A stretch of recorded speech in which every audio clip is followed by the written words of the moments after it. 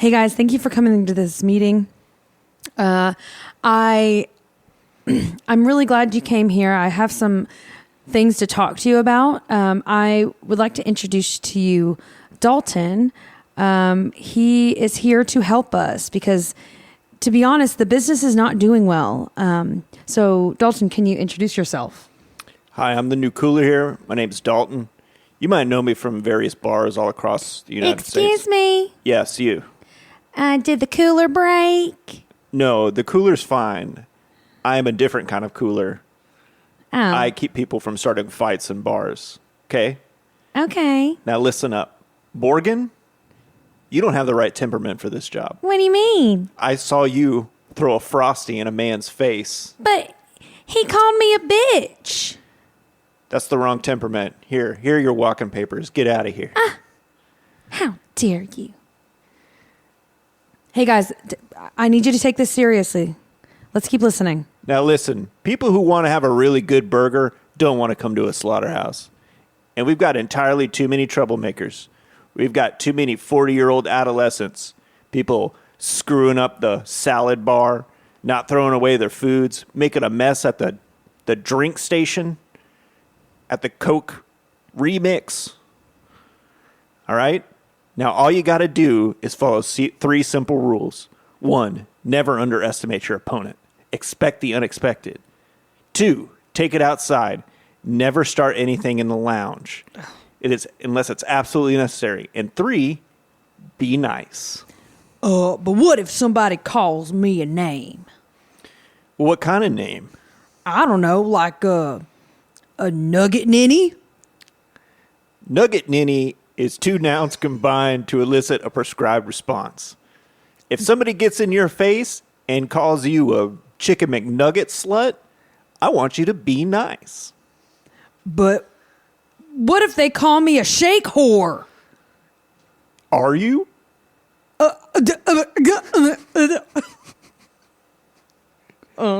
Listen, I want you to be nice until it's time to not be nice. And I'll let you know when that time comes. Okay? Hey, Dalton, I really got to stop you here. This is a Wendy's. I know that the demographic of our customers are kind of mischievous and they're not following the rules, but I mean, it's just a Wendy's. You know what? You may have slayed the cat on that one. I might have overreacted there a little bit. Yeah, maybe.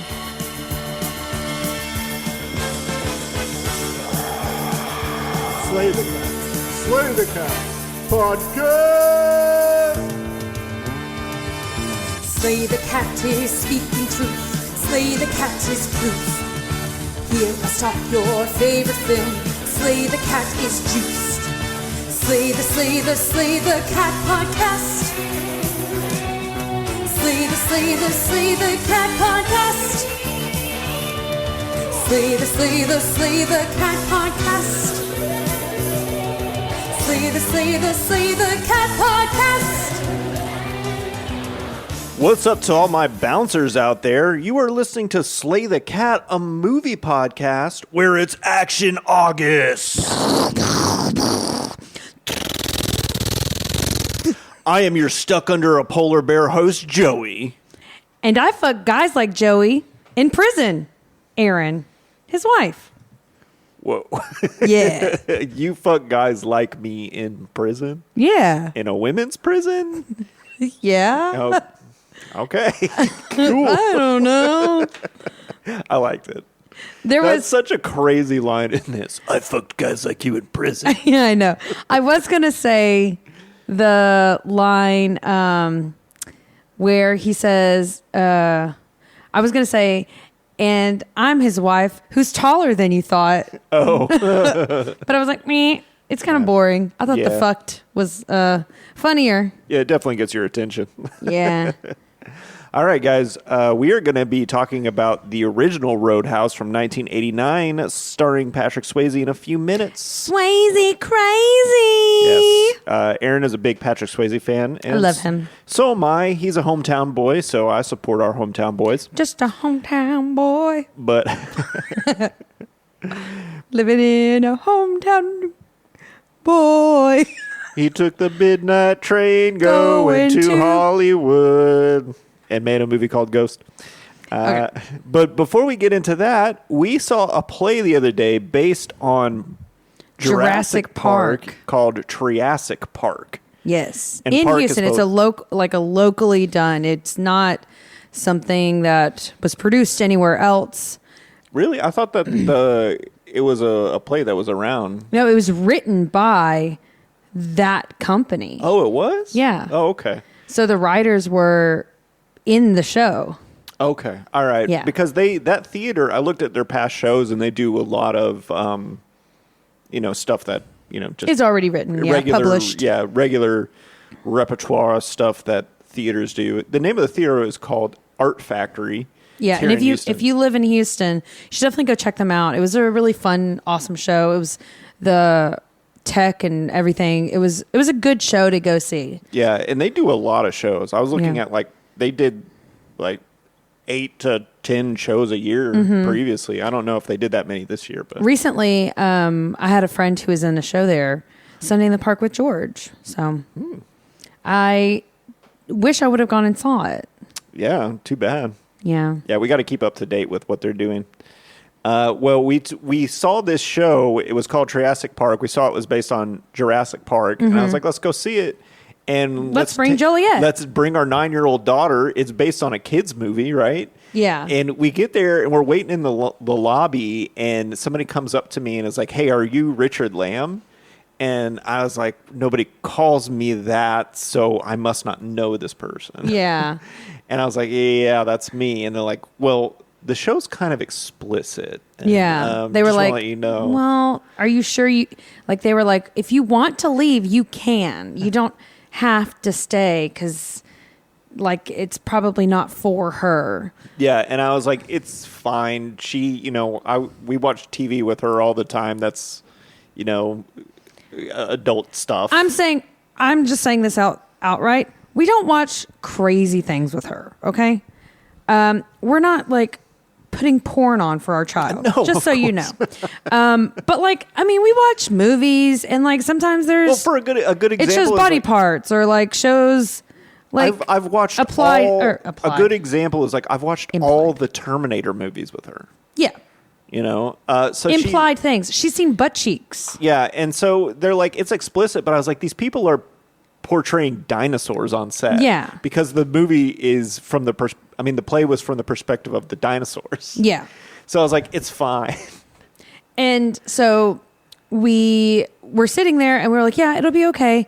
And then another person came out right before they opened the house and they said, hey, we have special seats for you in case you want to leave. But remember what you asked her? What did you ask her? Yes, I was about to say this. So whenever she said this, I was like, well, on a scale of 1 to Rocky Horror, what is it? And she said an 11. And to me, Rocky Horror is completely sexualized. Yes, it is a sexual show. It is all about sex. It's about sexual liberation. Yeah. And there's orgies in it and it's all sex. Yeah, they want the audience members to be titillated. And all of the characters are people. Yeah. Or aliens, but still. But humanoid. They are humanoid, yeah. So we were like, okay. So they set us in the very back, all the way at the edge, so that we could leave if we needed to without disturbing any other guests. And we watched the show. Yeah, and it was nothing. One of the dinosaurs, because in Jurassic Park, all the dinosaurs are female. Yeah. Right? But life finds a way, we find out during the film. So in their interpretation of it, one of the female dinosaurs, grows a T-Rex, penis. grows a penis. And it was a green pool noodle. Yes. Yeah, and throughout the play, it just keeps getting longer and longer. Mm-hmm. And then there's a moment, a quick moment of simulated sex. It's not like we took our daughter to see Equus, where there's full frontal nudity. Yeah, no, it was nothing like that. Honestly, if she was even a little bit younger, I would have been It's a little bit, but like I'm not like. And there was some jokes. There was some raunchy jokes in there, but she just didn't understand. Yeah, she didn't get them. Like there are so many times where I have watched a TV show that is for kids, and I'm like, what did they just say?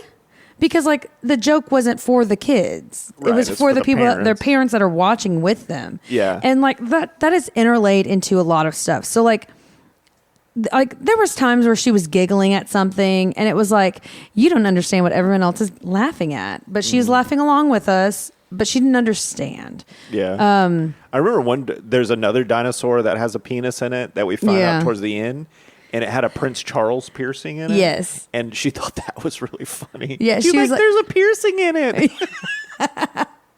So, I think the other thing about it is like, I think there are some people who are very against like talking about body parts, and literally after the show, Juliet was like, yeah, the dinosaur had a penis. And like, she was using proper terms for like all of these things. And it's because we use that in our house. Like, she knows that Joey has a penis. She knows that I have a vagina. Like, it's just normal. Right. And it's not like a weird thing. And it doesn't have to be weird. Yeah. Well, really what I think now is like, you know how social media is these days. All it takes is like us to get online and have Yeah. a semi okay following and be like, well, I took my kid to see this show and they told us it was a kid show, and just like full on lie. Yeah. And then make people like start making angry phone calls to the theater. Oh, and, like, absolutely. So that's what they were worried about. The other So thing, I'm though, fine with it. The other thing, though, is if they were really that concerned, they should have marketed it as a more mature show. Yeah. They didn't market that at all. So, like, when we bought the tickets, when we look on the website, there is nothing saying, like, this is for a mature audience. Nothing. Not even the program said anything about, like, mature content. Yeah. Implied nudity, implied sexual acts. None of that was anywhere in the program. There was a drawing of a Viking with a penis. Yeah, that was weird. Yeah, I don't know. But Anyway, like, it was a good show, though. it was a really funny show, and I want to go see more stuff there.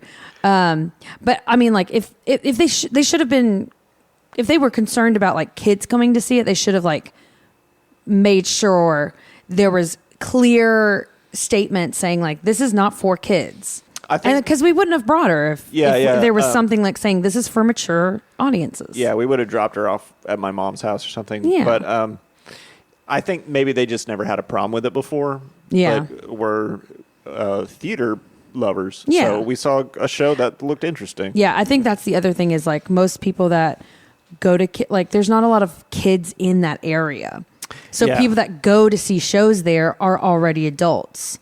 Or like it's next to a college. So there's And tons it's of late at night, too. Yeah, there was tons of, especially on a Sunday, like most matinees on a Sundays happen at 3:00, but this happened at 5:00. And I was like, that's kind of late for a matinee. Yeah. But to any point, it was a hilarious show. I would love to see it again. I would love to be in it. I would love to produce it, anything to surround that show. It was really fun. I really enjoyed it. I want to do stuff with that theater. And if the theater ever listens, we loved it. And our daughter loved it, even though you were uncomfortable that she was there. Because I think they were more uncomfortable with her being there than we were. Yeah, they definitely were. So yeah. All right. So anyway, we are talking about Roadhouse. Joliet has seen Roadhouse. There's sex in this. I don't think she's seen Roadhouse. I feel like she has. Maybe parts of it, but I don't think she would sit through She's this whole definitely movie. seen that scene. Okay, whatever. Because I remember her being like, what? There's a lot of bare boobs in this. Mm-hmm. I always forget, and then I watch the movie, and I'm like, ugh. Yeah. But anyway, so The 80s, this Joey, movie get came with out it. in 1989. It was almost the 90s. Yeah. So this movie came out in 1989. It stars Patrick Swayze. Woo! Ben Gazzara, Kelly Lynch, Sam Elliott. Woo! The cinematographer was Dean Cundy. Please stop doing that. Okay. You're throwing me off. Those are the only two. Yeah, the cinematographer was Dean Cundy, who worked on the Halloween movies. Oh. Yeah, it was produced by United Artists, so I'm sure Charlie Chaplin was rolling over in his grave. Really? He was one of the founders of that studio. Oh. It was made on a budget of $15 million, which is not a big budget in 1989, and you can see it in the movie. The movie is kind of not great looking. At the box office, it only grossed $60 million, so it made money, but it wasn't a huge hit. Where Yeah. this movie became a huge hit is on cable. Really? Yeah, it was voted in 2020 the most watched film on cable. Wow. But I remember when I was a kid, this was on cable television all the time. Right? So the tagline for this are pretty funny. Dalton lives like a loner, fights like a professional, and loves like there's no tomorrow. Which I don't know if he was the whole loving part. I don't know. I mean, he had He a re- lot of love for people. I guess so. Maybe. Like he cared for all of the people that took care of him. I guess you're right. Yeah. So All right. Here's the other tagline was, "The dancing is over. Now it gets dirty." 'Cause he had just made Dirty Dancing before this. yeah. Yeah. So this movie is beloved. Like it's a huge cult movie. But is this movie so bad it's good, or is it actually good? What do you say? I think this movie is so good. It's good. I love it. I don't know. 'Cause like, yes, there are some like parts that are kind of hokey, Oh, and it is. but I think that's like the charming part of it. Yeah, but it's just- very charming. I don't think something being campy or hokey or silly automatically makes it bad. I think people do. Yeah, I mean, a bad movie can be hokey or whatever, but I don't think that disqualifies a movie from being good Yeah. just because it's silly or something like that. Yeah. You know, but I think a lot of, like you said, I think a lot of people do. I think a lot of people think, oh, well, it's a little cringy at times, or it's a little campy, or it's like a little on the nose at times. And so it's a bad movie. And it's like, no, like just because it's on the nose, like it's playing to its audience. It's doing its job. Yeah. So there's two ways you can look at this. It's good because it's really entertaining, right? But also at the same time, it's not a very well-made movie. It doesn't look that great. Yeah. There's a lot of, like, the sound work in it is not good. A lot of the performances are really flat. Like, I don't think Patrick Swayze is, besides his physical acting in this, I don't think he's doing all that great of work. Yeah. Do you? The fight choreography is fantastic I mean, in he this looks movie. great fighting. No, not just him. All Oh, of the yeah, fighting okay. in this movie is fantastic. This is a stuntman movie. Oh, this absolutely. is a big, like, stuntman movie. And all the, like, I think most of the actors are doing their own stunts. Yeah, it was fantastic. Like literally, I have a note in here. It was just like the fights in this movie are so good, Yeah. and like they don't look bad. Like they're done well, and there's a lot of them. So it's like you get a good fill of fights. Yeah. So I think with this movie, it's completely open interpretation. If you think it's a good movie, it's a good movie. If you think it's a bad movie, it's a bad movie. Right? You could really go either way on this. Yeah, you put a. I love it. I watch this movie all the time. It is one of my favorite movies. It's one of our favorite movies for Yeah, sure. for sure. I was laying on the couch while we were watching it, and you were like, "Don't fall asleep," and I was like, "I can't fall asleep while I'm watching this." Yeah. But you put a poll on Reddit, didn't you? Yeah. Well, we'll talk about that at the end of the thing. Do you know how many posts or replies or Yeah. Let me look real quick. whatever those are? Those little comment things. Yeah, are so called? I went to a forum on Reddit. I'm not going to say which one because I don't want people to find my screen name. But It's a Dookie Butt. I asked Masterson. if people thought this movie was so bad it's good or just plain good, right? And most of the responses are. Well, how many responses are there? That's all I don't I'm know asking. because I replied to some of them, but Roughly. I don't know, probably about a dozen. Okay, well, But let's talk about it whenever we get to the end. The general consensus is it's a good movie, Okay. right? I can't wait to hear people's opinions at the end, because that's going to be our little activity. I'm not ready to say it's a good movie. I'll probably never say that because it's fundamentally it's fundamentally, like, from a filmmaking perspective, it's not that well made. Yeah. It's kind of all over the place. It's like I said, the sound work is bad. There's a part in the auto parts store where you can see a prop master handing something to Red. Like, it just, it's kind of meh, but it's just so much fun to watch, and it's so entertaining. Yeah. That, you know, I would call it.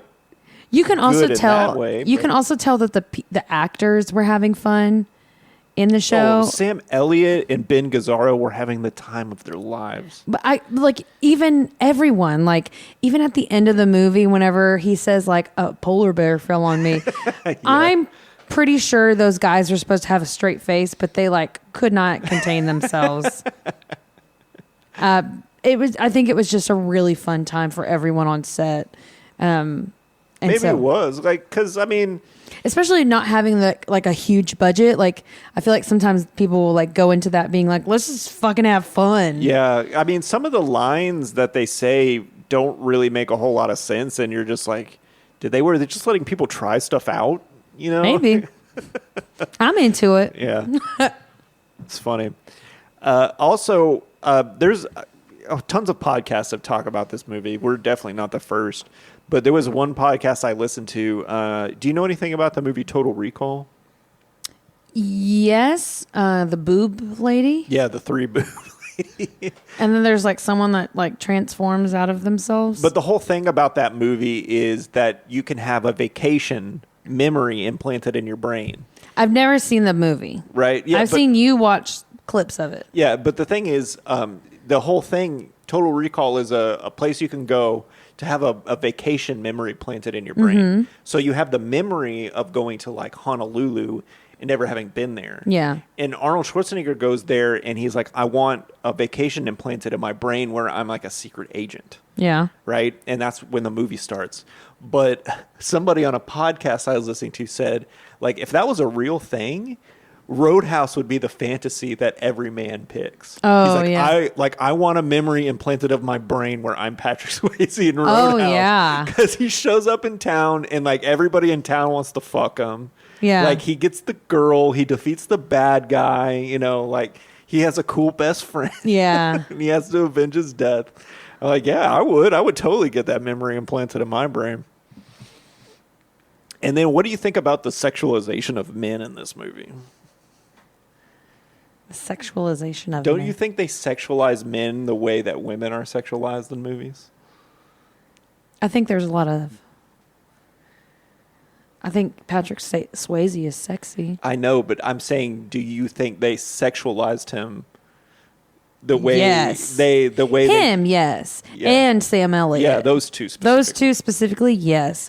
The other guys, not Yeah. really. Yeah, but they were like it's so homoerotic the way Whenever that he they says, I fucked guys like you in prison, Yeah, that guy Jimmy's pretty sexualized too. yeah. I think it's because they're, like, conventionally attractive for the most part. Swayze and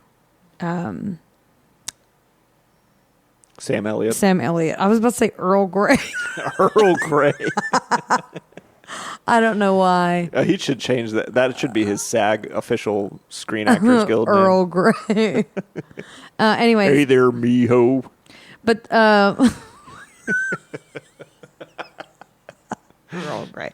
Anyways, but yeah, those two are very, like, attractive. The other guy seems like not bad boy attractive, but, like, attractive in like I don't know. Like, there's, like, attractive features to him, but then you're also like, I hate you. Right. And you look like you would beat me up for no reason, you know? Yeah. So, but Yeah, he's got bully vibes for sure. oh yeah, well, like, wife beater vibes, girlfriend beater. Yeah. maybe. Also, do you remember when some of your family was staying over here, and we tried to watch the remake that came out this year? Terrible. Yeah, and we turned it off after 45 minutes, and we put on the original Roadhouse. Yes. And then we all had so much fun. Like, we were all laughing and so having a great time. because it's such a good movie. Yeah, it's such a fun movie to watch with people because you can joke around and laugh. Yes. And like, This is the other thing I would like to say about the new one is they changed the story. uh-huh. And I think it's stupid that they changed the story. They should have just remade it with modern cast, and it would have been awesome. They could have had I don't think there's any way you could have made it good. I mean, I think I didn't even watch the whole movie, but I think Yeah. the biggest flaw of this one, of the new one, was they gave the Dalton character, I don't even know if that was his name in the movie, but they gave him this whole backstory of being a UFC fighter. exactly, and I hated that. Yeah, like it's cool that Patrick Swayze was just like a guy who went to NYU and then he became a bouncer. Yeah. And there's some story that they don't even really play out about him killing some guy. Yes. Yeah. I think that is there's the mystery about him. Yeah. And so, like, whenever you're like, oh, well, he's like a retired UFC, it's like, okay, whatever. Yeah. It just like throws all the mystery away, and it makes it not fun.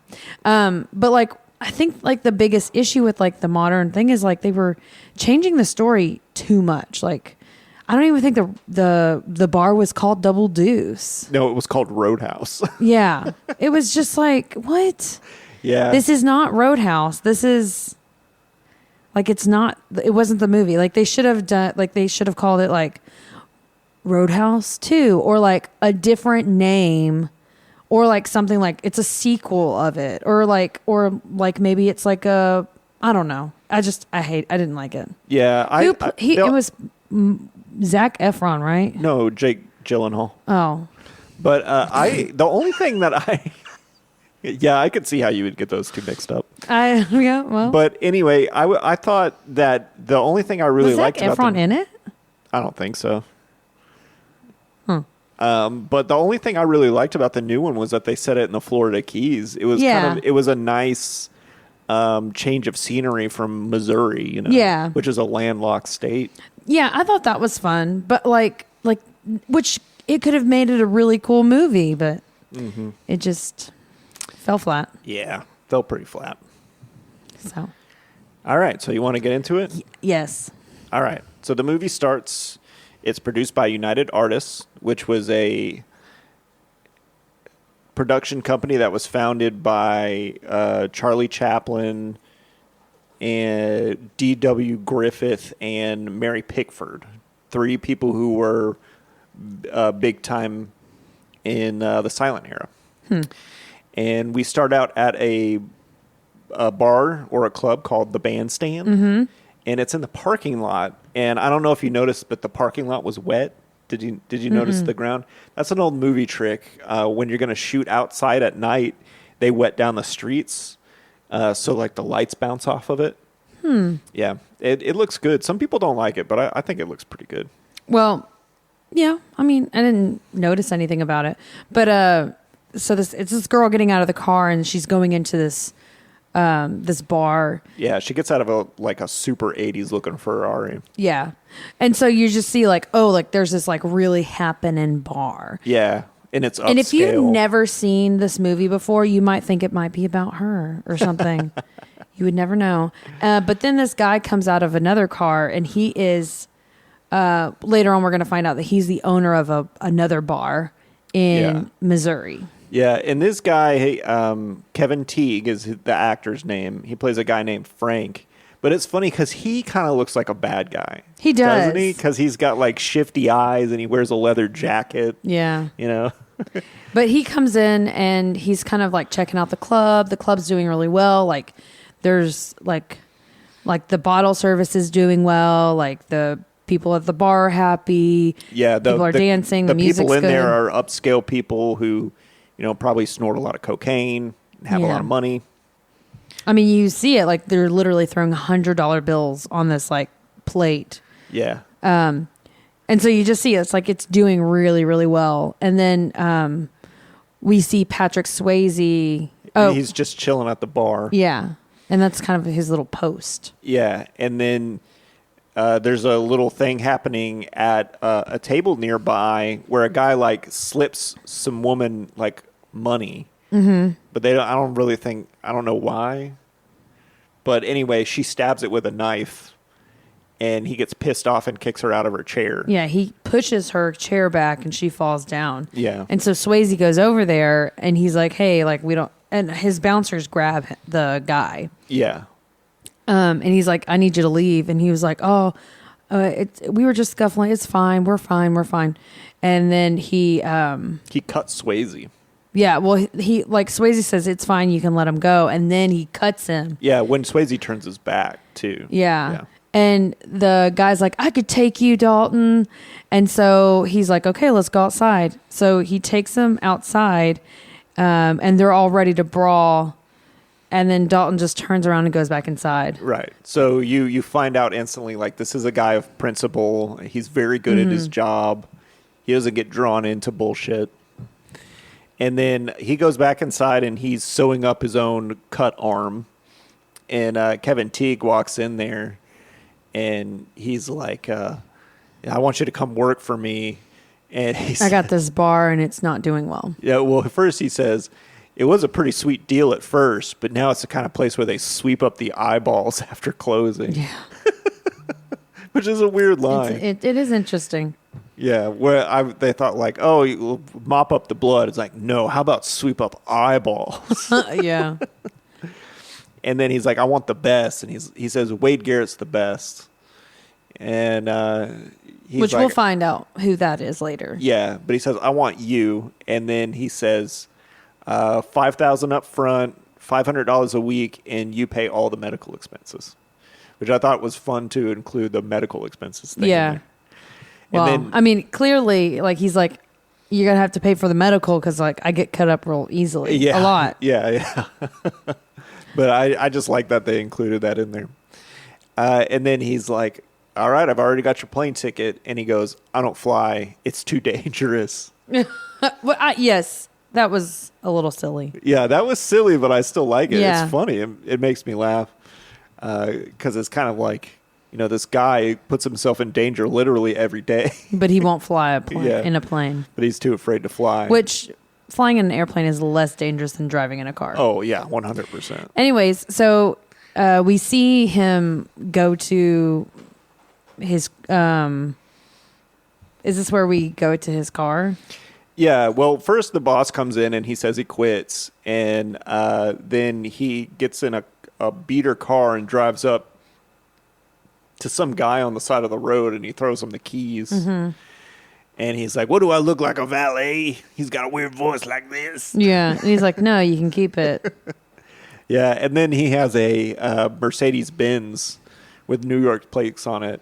Now, this was 1989, and that was like a brand new Mercedes-Benz at the time. So everybody at that time would be like, oh, he's got a really super cool car. Mm-hmm. But what would that car be today?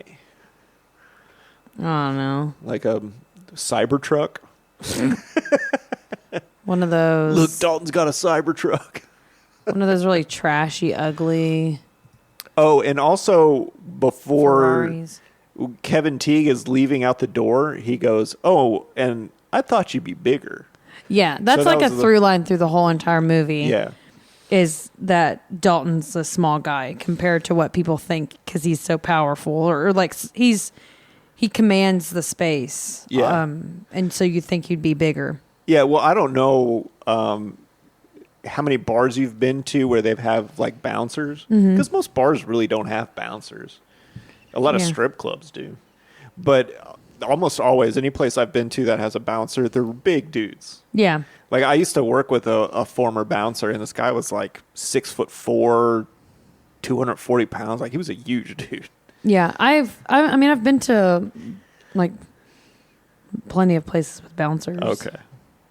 Yeah, but I felt Like like Gaberhead has a lot of bouncers. really. Mm-hmm. Okay. I mean, yeah, most places are 21 and up. Well, no, I'm just saying like a lot of bars that I used to go to regulars bars when I was And there would during be no my one at the door. Yeah, because the places didn't get rowdy, you know? Yeah. They would just, if something really bad happened, they would just call the cops. So I didn't really go to places that have bouncers. I feel like clubs more have it because, like, guys will get too handsy with a woman or something like that. But, yeah.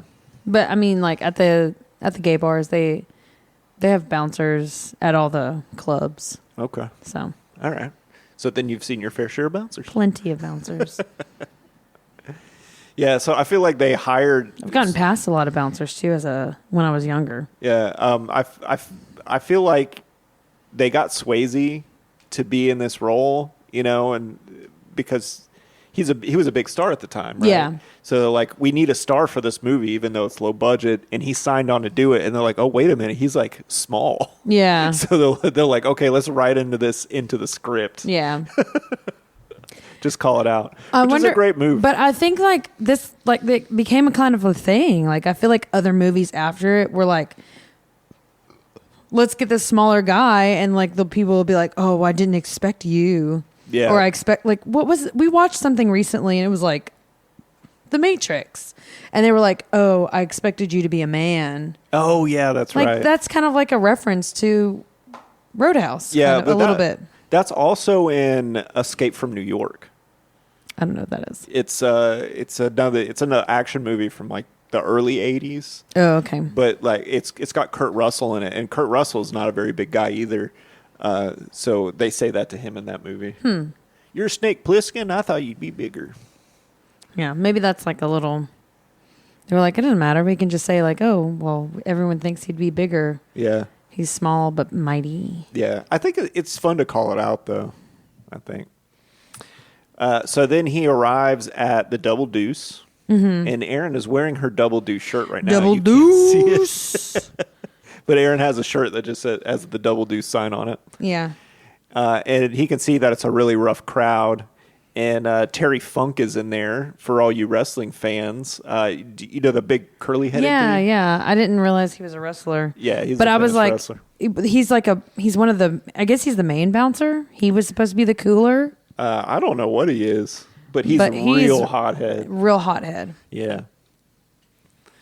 So there's a fight breaking out at the pool table, and we see like one of the guys who works there. He's like talking to some woman, and he says like, "Hey, I get off at 2.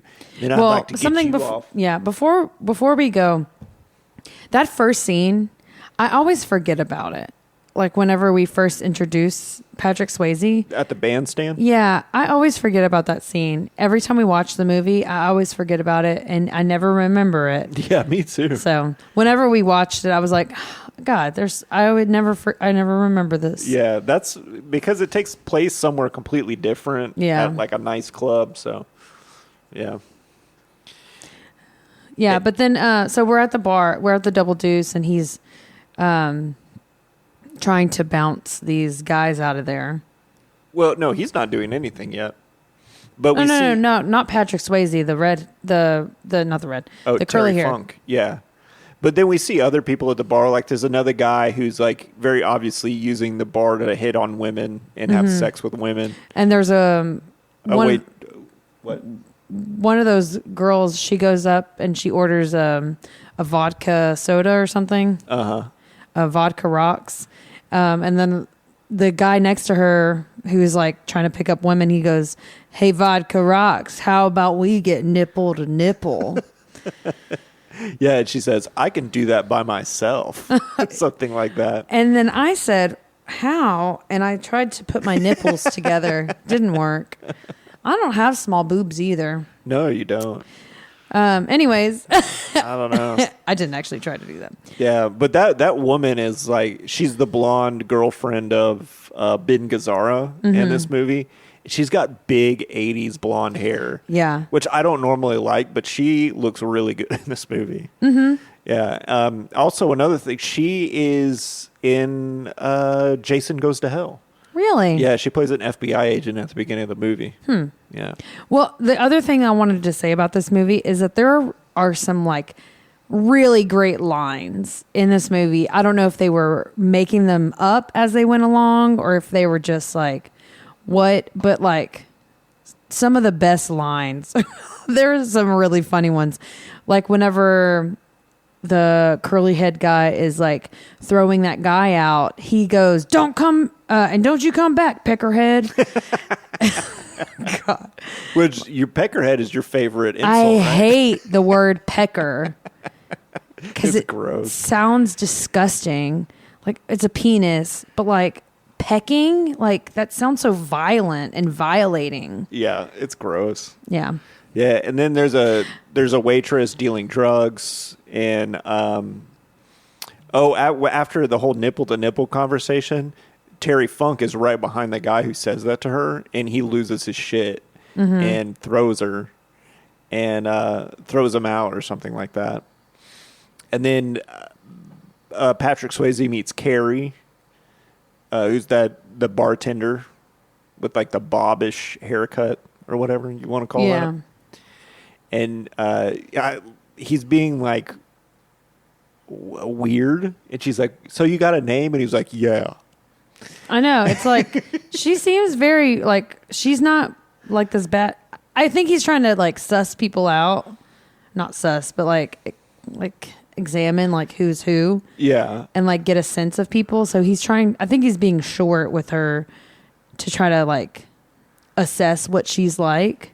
Maybe. But like it comes off as like you're being a dick. No, this is like times when I think like Patrick Swayze isn't turning in the best performance at points like that. I was like, what are you doing? Mm-hmm. Like sometimes I just feel like he's just saying the line in this movie. Yeah. But then also Kevin Teague shows up and he sees that somebody wrote "for a good fuck, call whatever," and he changes it to the F to a B, and then he puts an I in there, so it says "for a good Buick." Yeah. So I mean, you just see like this bar is really run down and it's not doing too hot. Yeah, and then the Jeff Healey band's playing, and they play the song from Predator, the Little Richard song, which you didn't recognize. Yeah. Yeah. We should totally play a game like movies 6 Degrees of Separation from Predator. Mm-hmm. You don't like that idea? You'd be terrible I at would it be because you don't know really anything. bad at it.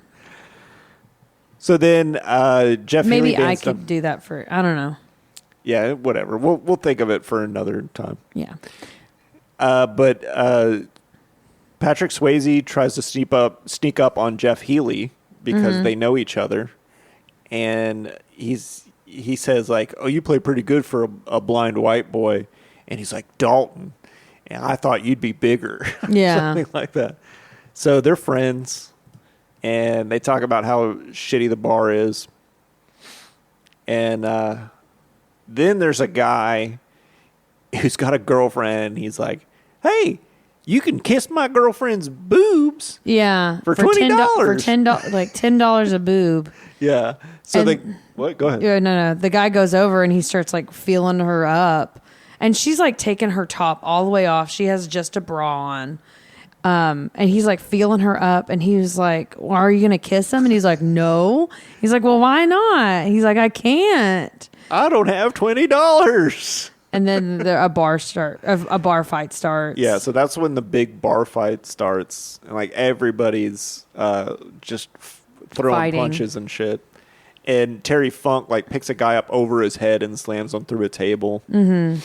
And then after that, the bar is closed.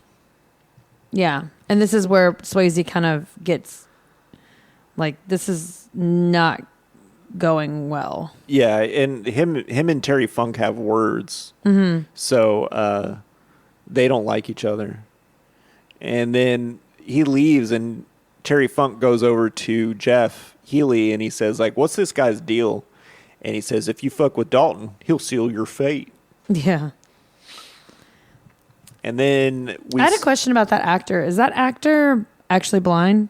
Yeah, but he's a musician. He's not. Oh, okay. That's what, I didn't know if he was like a famous musician and like they were like, let's put him in the movie. I didn't know what like the deal with it. Yeah, what I really like about it is that the Jeff Healey band is a real band. Oh, okay. Yeah, so that's why the music sounded so specific to that bar. Yeah, I it thought that sounds was- really good. That was a really smart move by the filmmakers to be like, let's get an actual band to play actual songs. So then Patrick Swayze goes to a car dealership, and like I said earlier, everybody in this town wants to fuck him. Yeah. As soon as that used Fuck him car- or fight him. yeah, one or the other. But as soon as that car dealership guy sees him, he's like, "Oh, a customer!" And he's got a big smile on his face. And he wants to fuck him. He wants to fuck that guy. So he goes up and he's looking at this like kind of, I don't really know anything about cars, but I mean, it's not the cutest car. It looked like a mid-'70s Pontiac to me. But he's like, it's a runner. And he asks like, oh, well, do the lights work? And he says, yeah. And he like turns it on and he's like, I'll take it.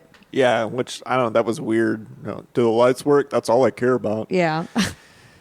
So then he goes to the junkyard and he's putting tires in his trunk, and you go, what's that for?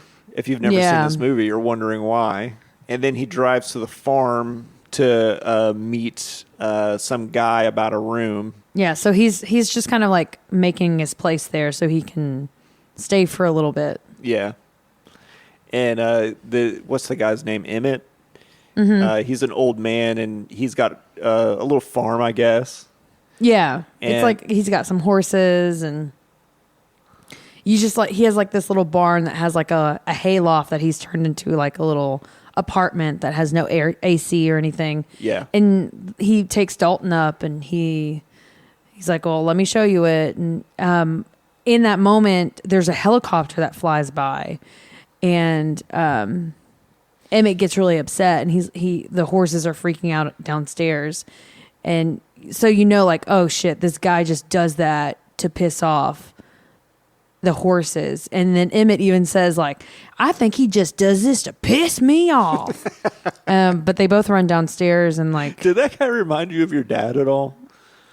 no, No. he seems too kind. Because the way you said that sounds like when you imitate your dad. Oh, I'm just kind of doing a country thing. Yeah. He do that to piss me off. Well, but yeah, I think he does fly over the horses just to scare him, just to piss Yeah, off. because Emmett. his ex-girlfriend that's her uncle, right? No, that's Yeah. Red is her uncle. I thought it was Emmett. Oh, okay. Yeah, you're right, because that was her picture in the auto parts store. Okay. But Patrick Swayze keeps calling him sir, and he's like, What I think it is the reason that he hates him, and he wants him to move off that property so that he can buy it. oh, yeah, that makes sense. So if he's annoying him, he'll like be like, I can't take this anymore. I'm going to move. It's like, no, he's not going to fucking move. He's way older. He looks way older than you. He probably He never could know. die any day. For real. But he keeps calling him sir, and he goes, calling me sir is like putting an elevator in an outhouse. It don't go. He don't go. Yeah, then they have some weird conversation about like church and money. Yeah, Or like something something like about being a Presbyterian. Yeah. He says like the Presbyterians will get mad at me if I don't charge money for this place. Yeah, he's like, how's about $100 a day, or a month? A month. A He's like, can day, you afford that? goddamn. And he says if it keeps you in good graces with the church. Mm-hmm. Yeah. So So That's- the next day, Dalton is back at the bar, and Kevin, he's like laying down the rules. yeah.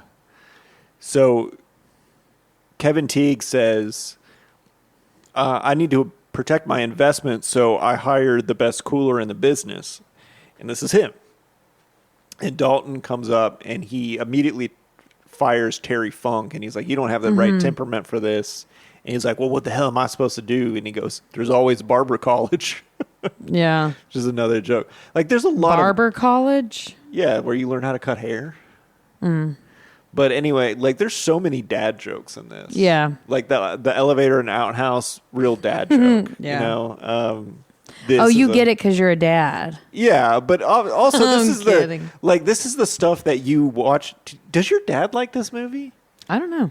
But this is like the stuff that your dad would be laughing his ass off if you watch this movie with him. Oh, maybe. You know, any dad, not your dad Yeah. specifically, but like this is the stuff my dad be like, you know, laughing. I think butt off. my dad would.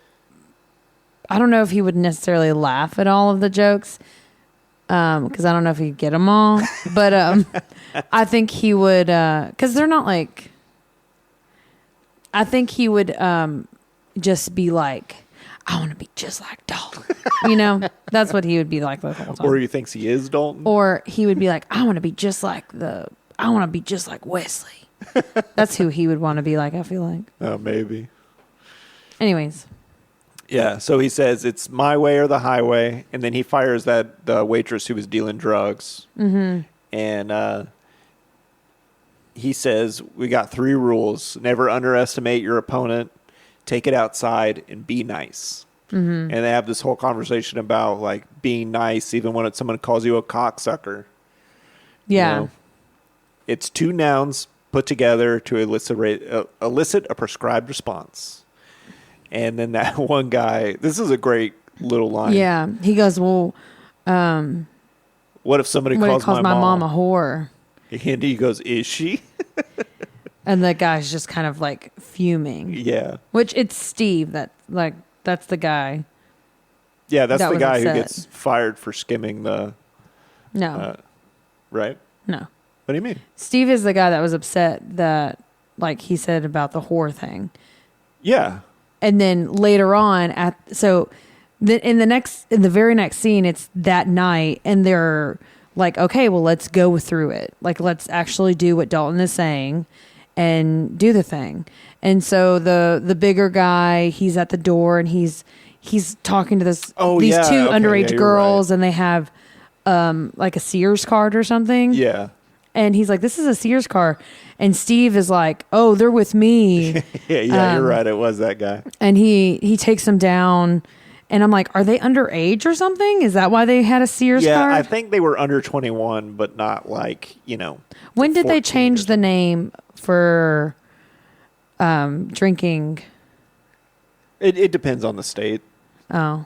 Yeah, I think in 1989 in Missouri, it was probably already 21. Oh, okay. So we'll just give this guy the benefit of the doubt that she was like 20. Yeah, hopefully. Anyways, I hope. Yeah.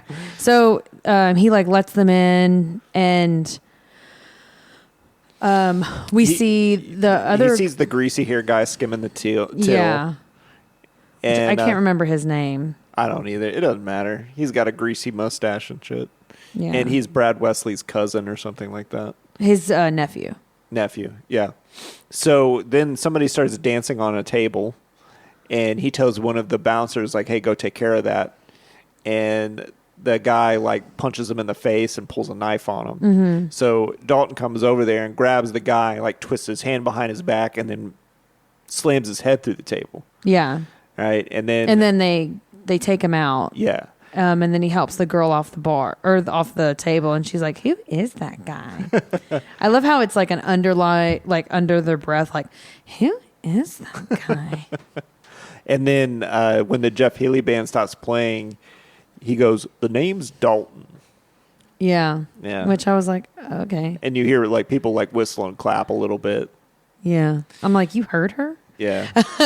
And then this is where he goes into the storage room to find Steve screwing the possibly underage girl. Yes. So he has one of the girls in the room, and like they're going at it. Uh-huh. And Dalton walks in, he says, "You're fired." And he was like, "I'm on my break." And he's like, "Well, stay on it." Yeah. Another dad joke, I think people would laugh at. There's also a point, I think this is when, like, before he finds them, this is when is this the one where he says, like, he has to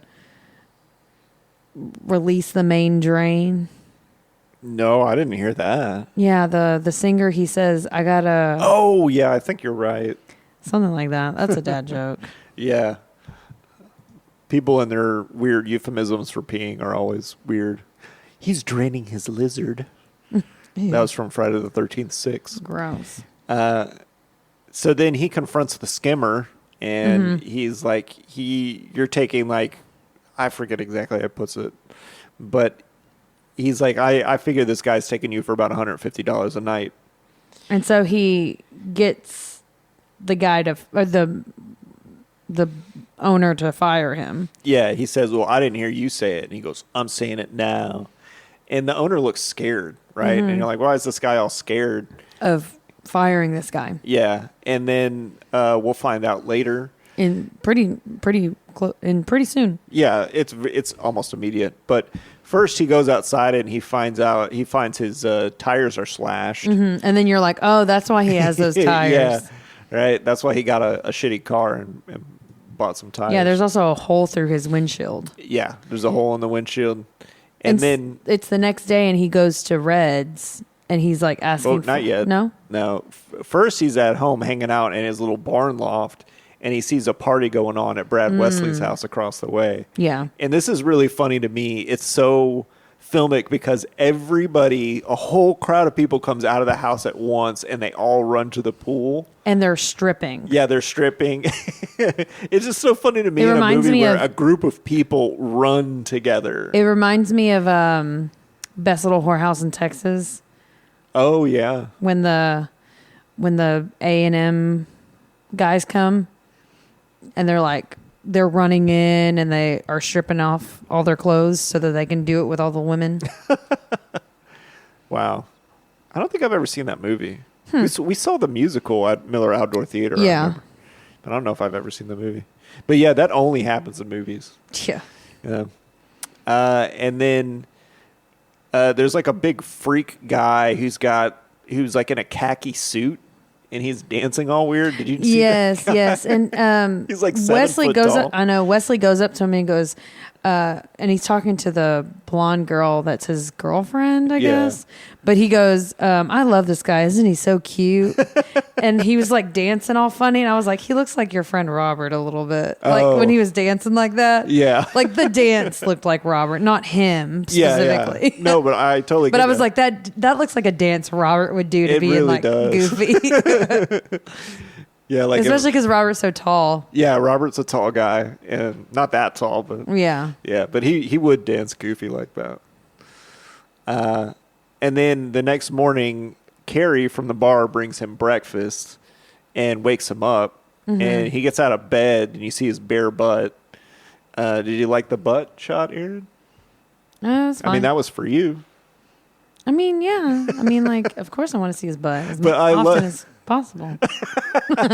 But I like her reaction to it, where it's And she's like, oh my gosh. it's Yeah.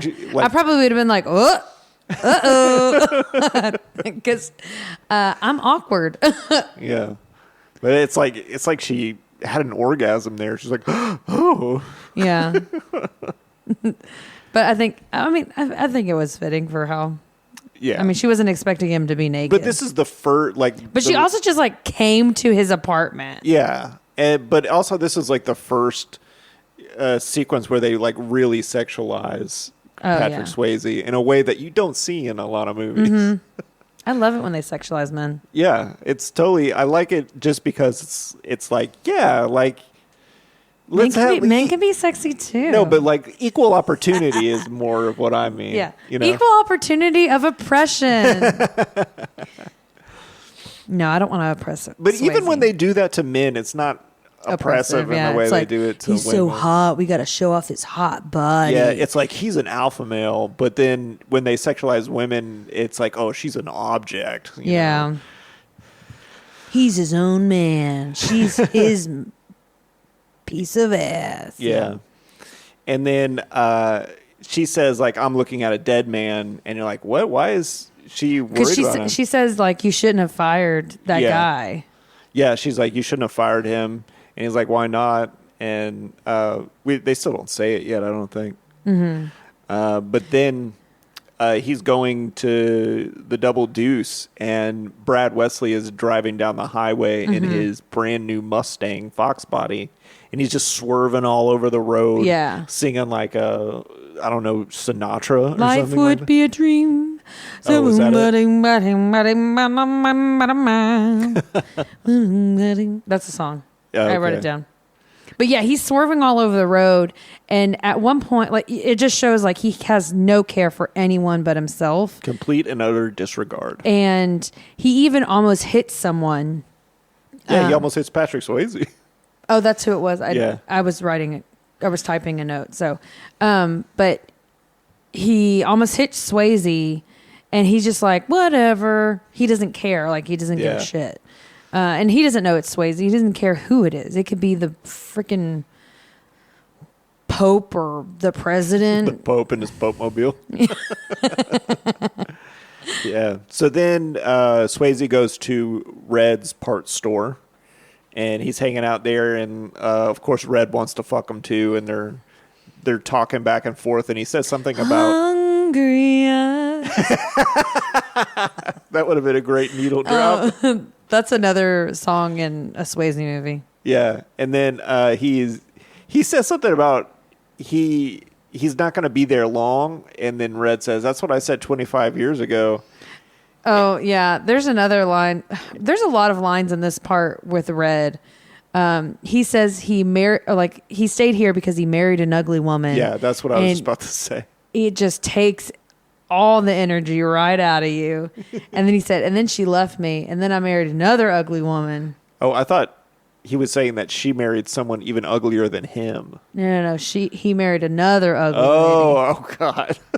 Which I was like, that's terrible. Yeah, I know. That's the dad joke writing there. It's like, you That's know what, the people will think worst. it's funny talking about how ugly your wife is. Like, God, no. it's so terrible. Yeah. Like, it makes me think of, like, there's this song, and it's like, if you want to be happy for the rest of your life, Make an ugly woman your wife. Terrible. Yeah, I mean, that song's kind of funny, but isn't it sung by a woman though? No, it's a man. Okay. Well, whatever. Anyway, then Wesley I shows hope up. you don't think that I'm ugly. No, why would I marry someone that I thought was ugly? Okay, good. You're every woman in the world to me. Thank you. What? Oh, that was from Slither. Oh, I don't know. Remember that movie we did? Yeah. Okay. Anyway, Brad Wesley shows up, and you think he's there to collect money for protection or whatever it is. And Jimmy's with him for some reason. So he meets Dalton for the first time. And he's like, oh, good. I hope you're going to clean that place up. And Yeah. Jimmy and Dalton kind of eyeball each other because they're both badasses. Yeah. And, like, the other thing is Jimmy, well, I mean, we haven't met the love interest yet, so I'll wait. Okay. And then it's But at the barn. There's multiple reasons that he doesn't like Dalton, and he's going to have more later on. Yeah. So then they show him, he's back at the barn, and Emmett finds his Mercedes-Benz, and then he finds him doing Tai Chi out by the pond or And whatever he's the like, fuck who that the thing fuck are you? And then it And shows... why do I want to fuck you even more? exactly what I was about to say. Emmett's just saying they got a big old fucking tent pitched in his overalls. And then it goes across the pond, and Brad Wesley's on the other side on one of those old Honda trikes. Yeah. And he's watching Dalton thinking like, yeah, I want to fuck that guy on this trike. God.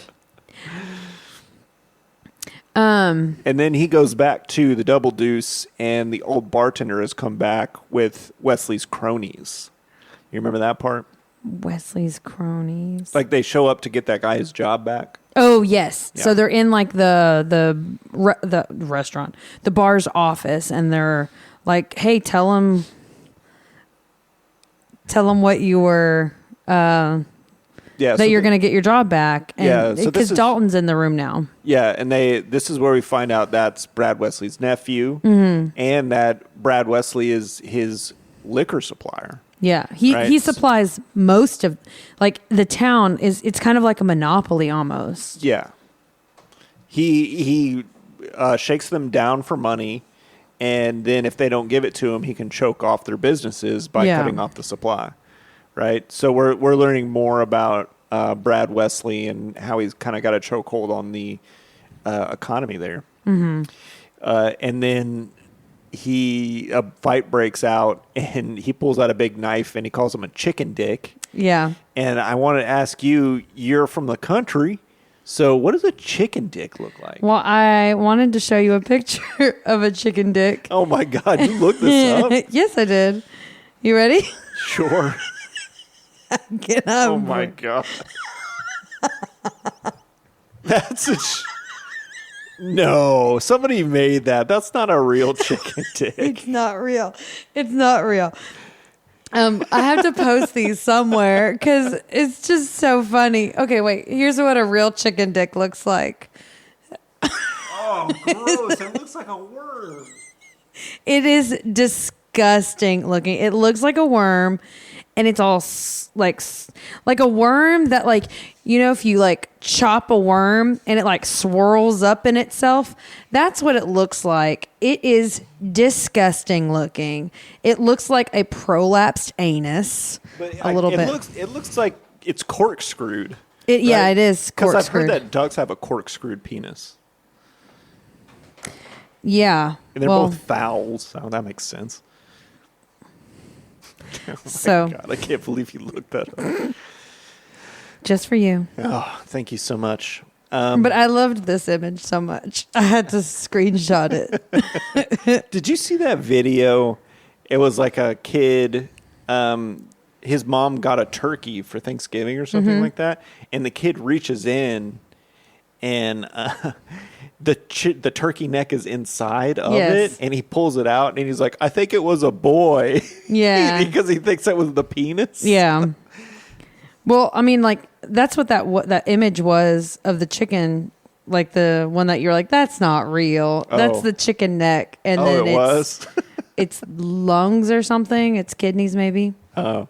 Because you get the organs inside. Ah. So you get little bits. I'm not going to be able to get that image out of my head. It's gross. Yeah. Oof. All right. So then a fight breaks out in the office, and somebody gets kicked out of the window, and then bouncers show up to help them with the fight. But they end up kicking all the henchmen ass. Mm-hmm. But one of them stabs Dalton in on the rib like cage. the ribs. Yeah. And that's when he grabs his medical files and goes to the hospital. Yeah. And this is where we meet Doc for the first time. Yeah. So this character becomes his love interest. Yeah. Played by Kelly Lynch. And there's nothing like really much to this first part. Like she's kind of like curious about him. Like he has his files on him. Like, well, they're playful with each other, yeah, I would say. I'm not saying that she was like distant. But I'm saying like it wasn't like she wasn't like immediately like, I want to fuck you. It was like, oh, like you are a little mysterious. I think the philosophy line, and then him saying nobody ever wins a fight was like, that was a point where she's like, yeah, oh, okay, I want to fuck him now. But she finds out like he went to NYU, and he invites her to come to the Double Deuce to kind of see what the club is like now. Cause she's from the town. She's always lived there. She moved away at one point and then moved back. Yeah, she probably went to a medical school somewhere else. Yeah. Because I can't imagine Jasper having too great of a medical school. Mm-hmm. And he says, she tries to get him anesthetic, and he's like, no thanks. Yeah. And he's like, pain don't hurt, which is a real like dad fantasy line. Mm-hmm. Like, I can block the pain. I can just shut it off. Yeah. So she like staples him back together, and then she looks on his shoulder and she's like, oh, you have good stitch work. Cause she can tell that he stitched his arm back up, from that first scene in the movie. Uh-huh. So I thought that was a nice little callback. Yeah. And then she says, if you're a bouncer, I thought you'd be bigger. So this is like the third time they brought that up. Right. And then This is one of my favorite parts of the movie because they reveal that the bad guys have a monster truck. Yes, that is my next note. So we see the house, we see Wesley's house, and but this is one of my favorite things in movies is when like an object becomes a character in it. Like, yeah, well, this was the thing I put on my thing. Well, let me pull up in my monster truck. That's what I just imagined. So they're pulling up in the driveway in a truck, like in a monster truck, and then there's a truck driving behind them. And I'm like, well, just come pull around the monster truck. We'll take that one today. Yeah, but that's what's so funny about it. It's like they're just going around town in this monster truck. No, yeah, it's totally hilarious. Like Yeah. but also it shows like we can drive in whatever we fucking want. Yeah, The we cops own are in this our town. pocket. Yeah, and it's also like that '80s like excess thing. Yeah. too.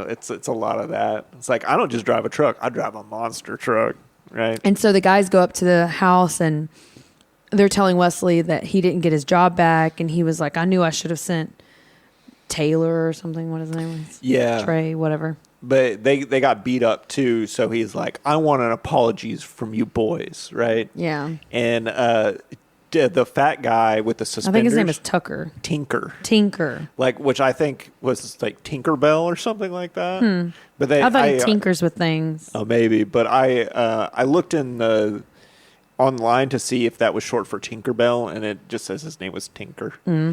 But anyway, he believes him because he seems genuine. But then, like, one of the other guys' apology doesn't sound genuine. So he's like, you know why I don't like you?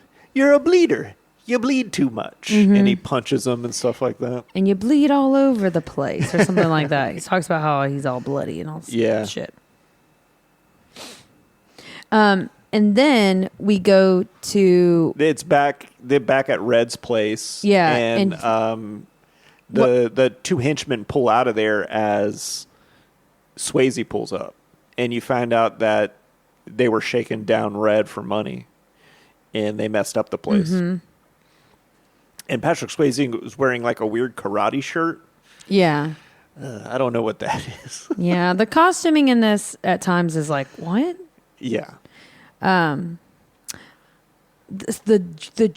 dress skirt top thing in the sex scene, it was way too big on her, and it was very unsexy. Yeah, also the first night that she comes to the bar, she's wearing like a tablecloth. Yeah. I thought the wardrobe in this movie was god awful. Yeah, they did not do a great job. Yeah, the only thing I really liked was like people had hats with like patches on them. Mm-hmm. Like Red has a U-Haul hat. Yeah. And then Tinker has a caterpillar hat. Mm-hmm. That's like the only thing I like, seeing those old hats. Anyways, so where were we at? Red got shaken down for money. And you see like the two of the guys like kind of peel out, and he goes inside and he's like, hey, did you get robbed? And he says, kind of. He says every week. Oh, every week, yeah. And he's like, and you pay him? And he goes, does a hobby horse have a wooden dick? Which is another dad. That's definitely a dad joke. That's a dad joke. Real dad line. And then he calls up Wade at his own bar. Like Wade is working at his own bar. And they're having a wet G-string contest. And this is another time we see bare boobs in the movie. Yeah. There's other times too. But. Yeah. So he calls him up and he's like, hey, like, I heard you're in Missouri. How's that? And he's like, it's same story, Newtown, same story. Yeah. But he can sense that there's something different about it, but he's not sure what. Yeah. And he asked me, he's like, have you ever heard of a guy named Wesley, Brad Wesley? And he's like, no. And then, Elliot has a fun joke where he's like, I'm working at a bar with people are so stupid you have to have a sign over the bathroom that says, please don't eat the big white mint. Yeah. Which is like a urinal joke. Yeah, right? it's a urinal cake. What does that do? Is it like deodorize? Yeah, or it's for don't you deodorize do you it? pee on it? No, I mean, it's just in there because, a little bit of, in those urinals, a little bit of urine always sticks around. Gross. It doesn't completely flush all the way. Oh, so it flushes. Yeah, it flushes. But it's just like putting one of those things in the back of your tank. Yeah. When you flush your toilet and the water turns blue. Mm-hmm. It's just the same idea. Is it blue? It can be. Yeah. Interesting. Sometimes they're white, sometimes they're yellow. Ew. Yeah. I feel like yellow would be not a good choice color. Well, not like a pea yellow. I don't know. I'm not looking at urinal cakes when I go in there. Anyways,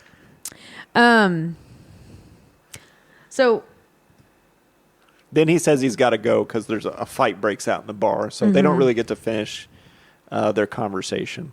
yeah, and then this is when it's the next day and he's on his car. No, not quite. They No. go back to the Double Deuce, and Carrie, the waitress, is singing. Yeah. The blonde girlfriend hits on Dalton again. And then Jimmy shows up and takes her out of there.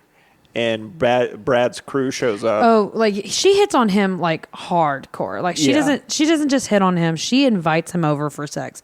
She tells him like, how about you come to my place and we can fuck? Yeah. Literally like flat out, let's get out of here. And he's like, I'm good. And she's like, what? I think I would enjoy it. And so would you. Yeah. And that's when is it his son or something? No, it's just his henchman, I think. Well, he comes in and grabs her and brings her out to the truck. And she's like, yeah. So anyway, like this woman hits on him throughout the movie. And like, this is a small town. So obviously she's this beautiful woman. She can have any guy that she wants. Like any guy in town would be all about it. Yeah. If she went and propositioned them.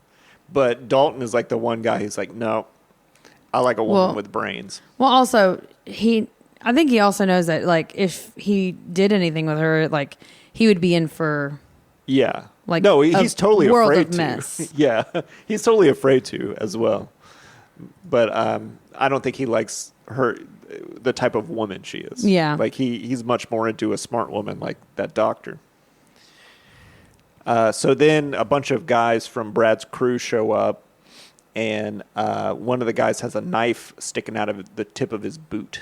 Yes. And so he turns to one of his bouncers and he goes, right boot. And he's like, okay, got it. And so these guys come in and the bouncers go up to him and they say, it's closed.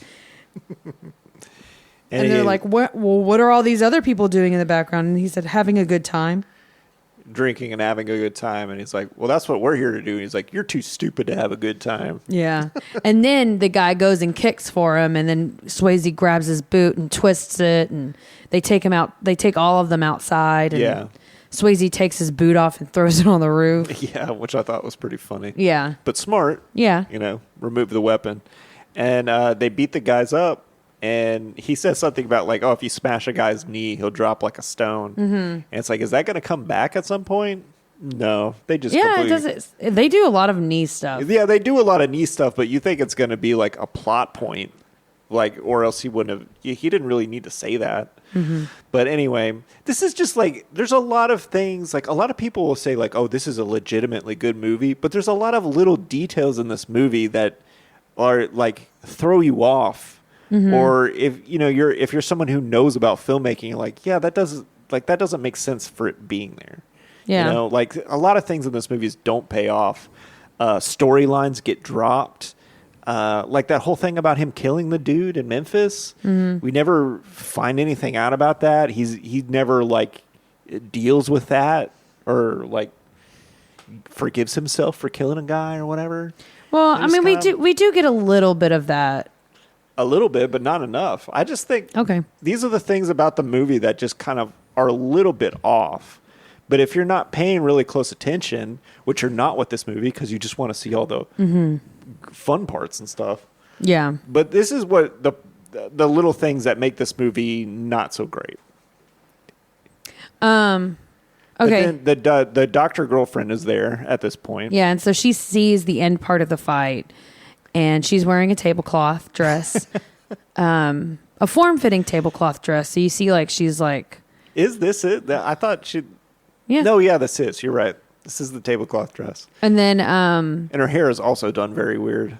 she has not great hair. No. Through this whole movie. It looks like it was over-processed, amen. Like, whenever she's a doctor, her hair looks fine. Uh-huh. But whenever she's, like, out and supposed to be beautiful and not, like, smart, she looks a little funky. And not smart. Yeah. What do you mean? Maybe it looks like too teased out, maybe. I don't know. But that was kind of the Yeah, style like in the the 80s. sides are just, I don't know if they're pulled too sideways. I don't know. It's funky. Yeah. Anyways, so like they go eat at a diner. yeah. And there's like a guy who's fallen asleep there. And Patrick Swayze catches him. And he's like, well, we should go before you think I'm a good guy. And she goes, I don't think you're a good guy. Yeah, she's like, I already know you're a bad guy. And then And she's like, and I already know I want to fuck you. and then the diner owner is like, I ought to charge this guy rent that keeps falling asleep. And Patrick Swayze puts like some money down and goes, that's the first night's rent. Yeah. So that's kind of his save the cat moment way too late in the movie. And then she takes him back to the Double Deuce where his car has a stop sign smashed through it. Mm-hmm. And they kiss in the Jeep. Yeah. Yeah. And then this is the part you were talking about where he's just laying on his car and the guys show up and they say, we've been looking everywhere for you. And he was at his house. Across the lake. Yeah. Across the pond. It's not even a lake. It's a pond. An actual pond, not like that weird thing that people say when they're saying like, oh, it's in Europe across the pond. No, it is like a small, super small body of water. A literal pond. A literal pond. It would fit on an acre of land. Yeah. So they're like, Wesley wants to talk to you. And they go over there, and he walks in the door, and the blonde girlfriend is working out. Yeah, she's doing aerobics, which is very 80s. And she has a black eye. Yeah. So she was beat after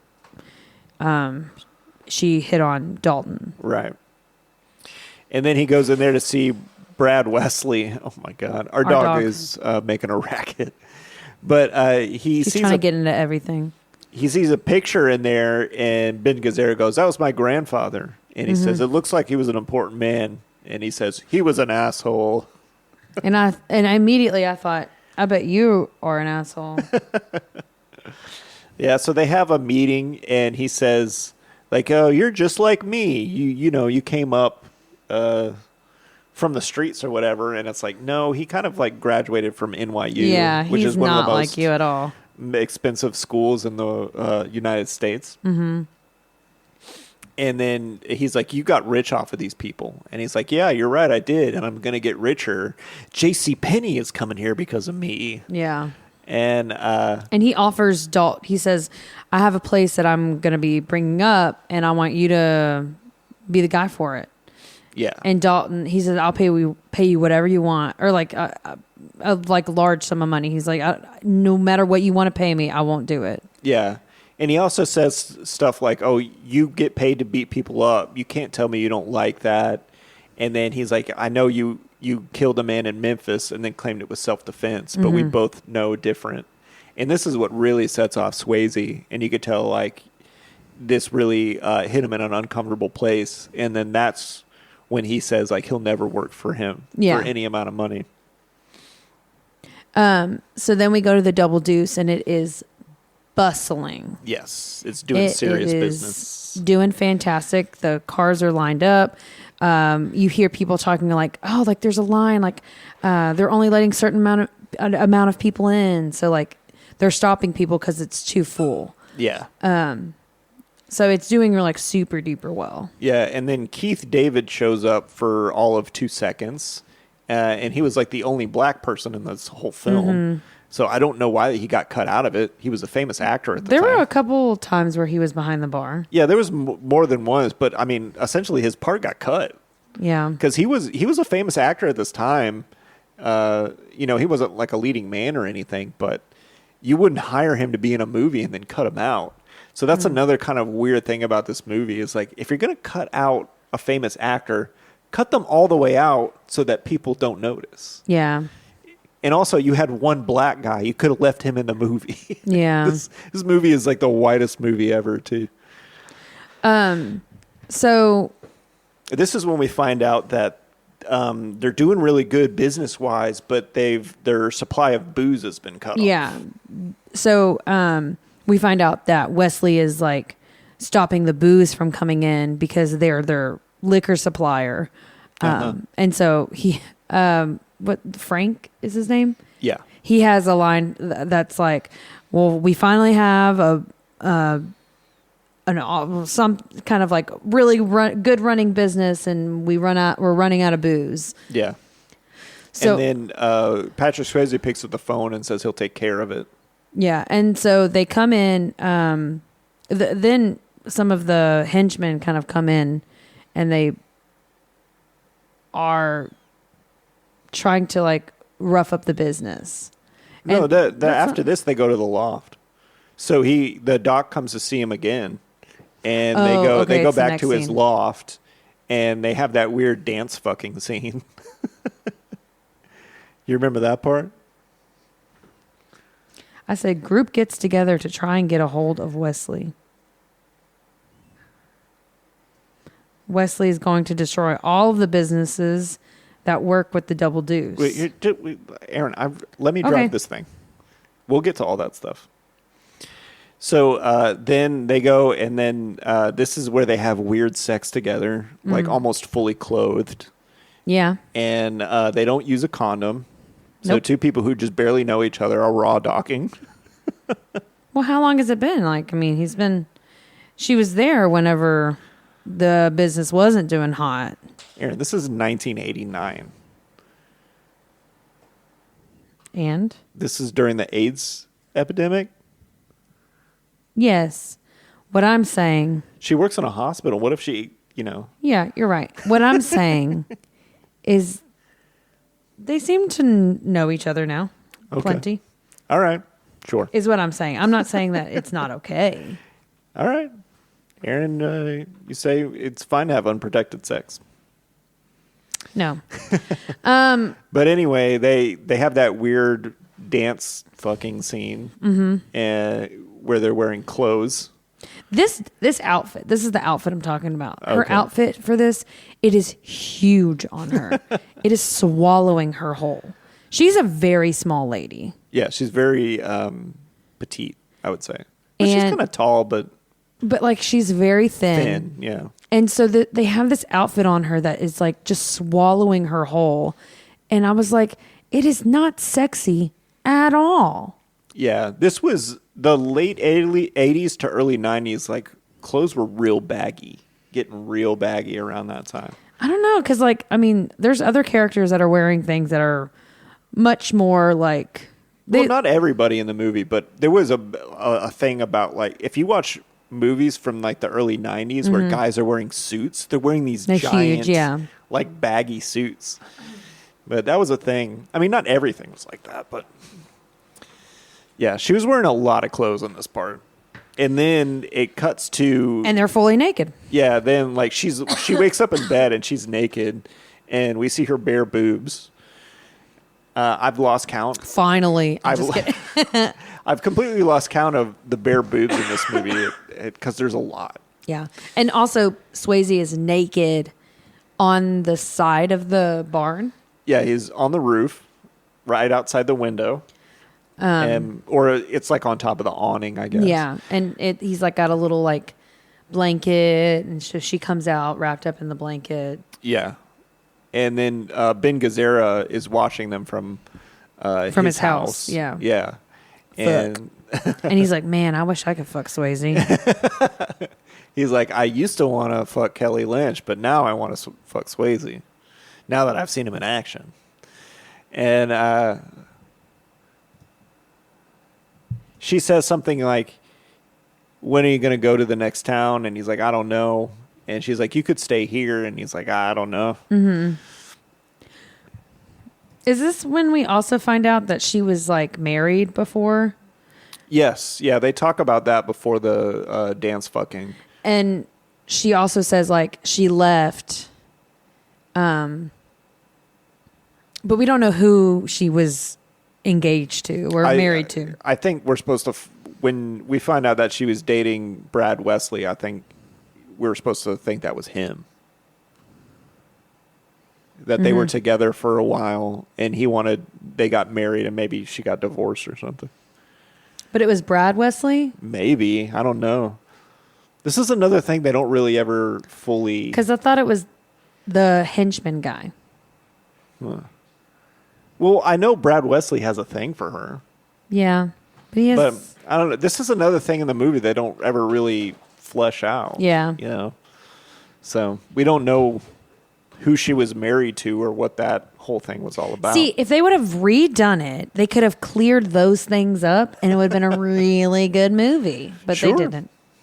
You know? Yeah. Anyways, So then they go back to the Double Deuce before the bar is open, and Patrick Swayze shows up, and then they find out that the booze truck is out back. So he goes out there to meet him, and as he goes back there, the henchmen show up. and they go into and they say like, oh, like stop, we're not giving them any booze. To the guy that's going to supply them. Yeah, like Terry Funk breaks a bottle, and then Patrick Swayze is like, "Can I get you guys a drink?" And then he breaks the bottle and he goes, "I guess not." Yeah. And then so they fight, and it's 3 against 1. So Swayze is eventually just pinned up against a post, and they're just punching him. And that's when Wade Garrett shows up. Yeah, he rolls up on a motorcycle. And he comes in, and they're like, "Hey," he says, "Hey, where's Dalton?" And they go, "He's in the back getting booze." And so he goes back there, and he sees them attacking him, and he like joins in the fight. And there's some dad jokes in there too, Yeah. sprinkled throughout. You know, I mean, there have to be. Yeah, he says something about one of the henchmen's like, "Are we going to fight?" And he's like, "Well, I sure as hell ain't going to show you my dick." Oh, well, he Something like that. he says something about his dick before he says, "Are we going to do this, or are we going to fight? Are you going to show me your dick, or are you going to fight?" And he's like, "Well, sure, not going to show you my Oh, dick." okay, yeah. I think you Something got it. along those lines. Yeah, but very daddish. The other thing is like, there's that really tall guy that reminded me of your friend that danced. He's there, and he's like also beating up Dalton, and Wade comes in and he like gets him in the knee and he falls immediately. Yeah. And so I think they say it one time. I get what you mean. Like they don't like, it doesn't like, It doesn't have any bearing on the plot. yeah, but it happens. It's just not like a significant thing that happens. Yeah. But like he gets them down and like they kind of win the fight. And they have booze, I guess. Yeah. So now they have booze, and then it immediately cuts to them going to meet somebody. He's like, "I want you to meet somebody." And then they go to the hospital, and Doc walks out. And then so they go to a bar that's not the Double Deuce to hang out. And that's where Wade Garrett pulls his pants down to show him. And it's very sexual because it's like, oh, look, he's not wearing underwear, and you can see like his pubic hair and stuff like that. Which, did you like that, Aaron? It was nice. I'm not complaining about it. You didn't mind it. I did not mind it. But like he like shows his like scar, and then he like pulls his pants back up. Yeah. And I don't know if Wade is supposed to have a limp or not, because it seems like he does sometimes, and sometimes it seems like he doesn't. What do you mean by that? Like he limps at some parts. Whenever you and say then other a parts- limp, I thought you were like a limp dick. Oh. And I was like, I don't think there's any references to his dick except for that dick joke. No, these guys are like Rock hard. all the time. They are alpha men. They do not need a little blue pill to have sex. Anyways, okay, I Because get what they're you mean. dancing at that diner, and he's like really light on his feet. It's not like a guy who walks around with a limp, you know? Yeah, I feel like sometimes though, people that dance, like when you're dancing, it like you kind of push through pain sometimes. I think of like Yeah, my professional mom. dancers. No, listen, I think of like my mom. My mom is not a professional dancer. Your mom is very light on her feet. But like you looking at my mom, you would be like, oh, she's not like she's gonna be like not a great dancer, but she is very light on her feet, and like she even has like hip issues, and she's still like. Even when she had hip issues, she was still able to like. Well, she's had both her hips replaced now, but Yeah. like I mean, they weren't replaced at our wedding, Oh yeah, that's true. and like she had hip pain then. So like, I think people like that like to dance, like and like they weren't doing crazy dancing, but I just think Still, some he people, has no limp. I'm just saying, it comes and goes. Yeah, well maybe it was a choice, maybe it wasn't. And then, so the doctor goes to the bathroom, and they talk about the fact that he killed somebody, and we find out that he hooked up with this married woman. And she didn't tell him she was married. Yeah, so the husband shows up and shoves a gun in his face. Yeah, and he says like, "What are you going to do if someone shoves a gun in your face? You going to sit there and get shot, or you going to kill him? Right. Or you're And going to then- rip his trachea out? Yeah. And you're going to rip his trachea out." I'm going to rip his throat out. And then the doc comes back, so they stop their conversation. And she's like, "I got to go to bed because I have my shift. My shift happens in a couple of hours, so I need to go to bed." Yeah, and then also Sam Elliott makes he says like she's got way too nice of an ass to have that much brains. That was the line I was going to use. Oh, okay. I was going to say, "And I'm his wife, Erin, who's got way too nice of an ass for these brains." Yeah, well, you do have a nice butt. Oh, thank you. Kelly Lynch is like got a bony A little flat non-ex- pancake yeah, inside a big baggy skirt. booty. Yeah. So it's just like they pan to her butt. It's like I don't even know what her butt looks like. Yeah. But anyway, it was the 80s where skinny butts were in. Yeah. And then it's back at the Double Deuce, and all of a sudden they hear sirens outside, and Red's auto parts store is on fire. Mm-hmm. And we know it was Wesley. And then Wesley's back at the bar when they go back over there. Yeah. And he calls Red. He's like, it's too bad about Red's place, but he was an F-word draft dodger.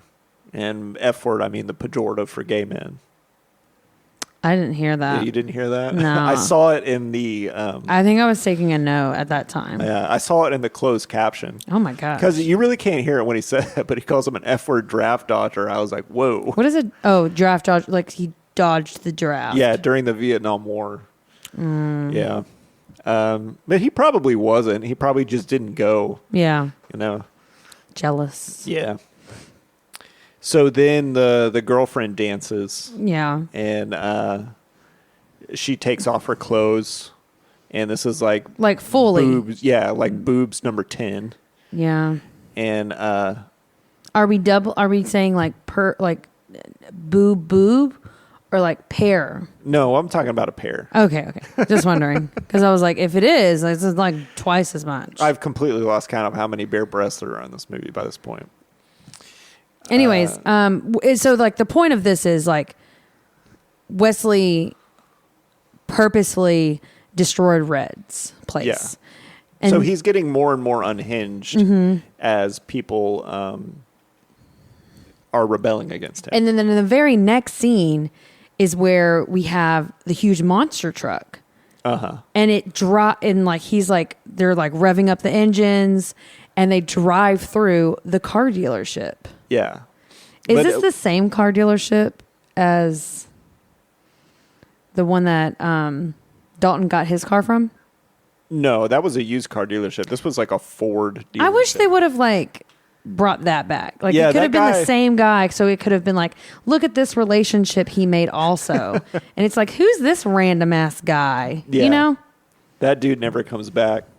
But anyway, Oh, he comes back. He's through the rest of the movie, but the guy in the beginning the used car guy never comes never back. comes back. But at the bar when she's dancing, like then Jimmy comes down and he's like doing martial arts with a pool cue. Yeah. Which is kind of funny.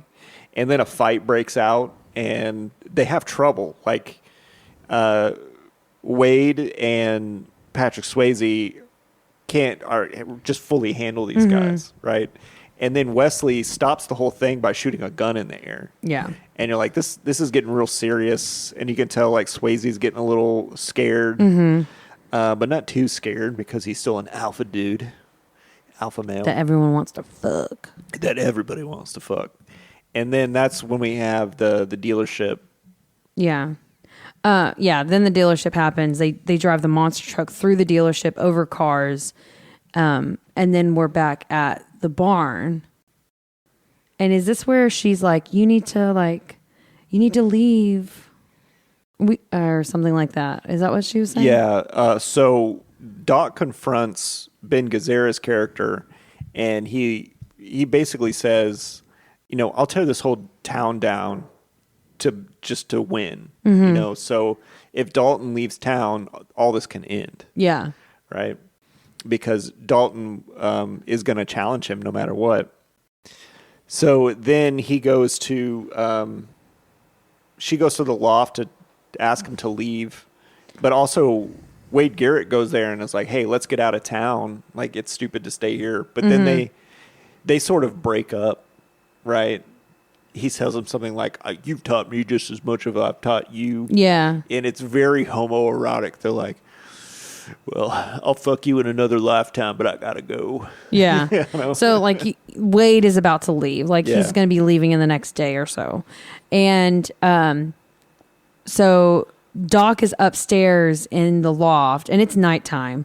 And you hear this, like, she's like, you need to leave. And you hear this explosion. And Emmett's house is now on fire. Yeah. And so Swayze jumps out the window onto the cars. Pointed toe and everything. Beautiful. It was so great. Gorgeous. Fantastic. She runs down the stairs because she's boring.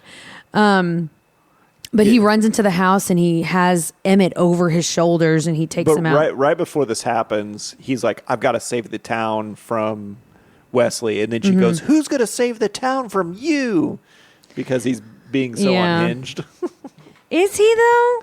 That's the thing. Like, these are the little things that Yeah. make this movie not so great. It's like, he's not some psychopathic guy. Yeah. I wish they would lean into the fact that because throughout the movie, they show over and over again, he's a guy who just runs away from his problems. Shit gets too heavy in a bar that he's bouncing at, he just goes to the next town. Yeah. Right? Why not play up into that? And like say like he's going to leave town and let Brad Wesley screw this town over. Yeah. And then he decides to stay and fight back. Like, that's a much better story. Yeah. Like, it could have been like, okay, I'm leaving. And he's like packing his stuff. And she's like, no, please stay. And then he hears the explosion, goes out and gets Emmett. And he's like, okay, this is it. I'm staying. Bam. Yeah? Yeah, exactly. Let's rewrite Roadhouse. Yeah, because like Wade could have left and then he'd be like, no, I'm going to stay. And then him like think better of it and be like, no, Wade is right. I should go. Yeah. So he pulls Emmett out of the house and he's like trying to like deal with him. And she's like yelling over his ear. I don't know what about. And you see, is it Jimmy? Jimmy. Cackling on his motorcycle, driving away. And he's like, the fuck you are. And he starts running to cut him off. And he runs and tackles him off his bike. And they start some karate. Yeah, and they have this fight scene's great. Oh, fantastic. I can't think of a fight scene that in this movie that I'm like, that wasn't really good. Yeah, but the guy who plays Jimmy wasn't really an actor. I think he was just a stuntman or a martial artist. He doesn't have any lines, so it makes sense. Yeah, he has very few lines in this movie, but whenever he's in a fight, it looks amazing because the guy's like a true martial artist. And then Patrick Swayze is a ballet dancer. Yeah. So he can do the fighting like it's choreography.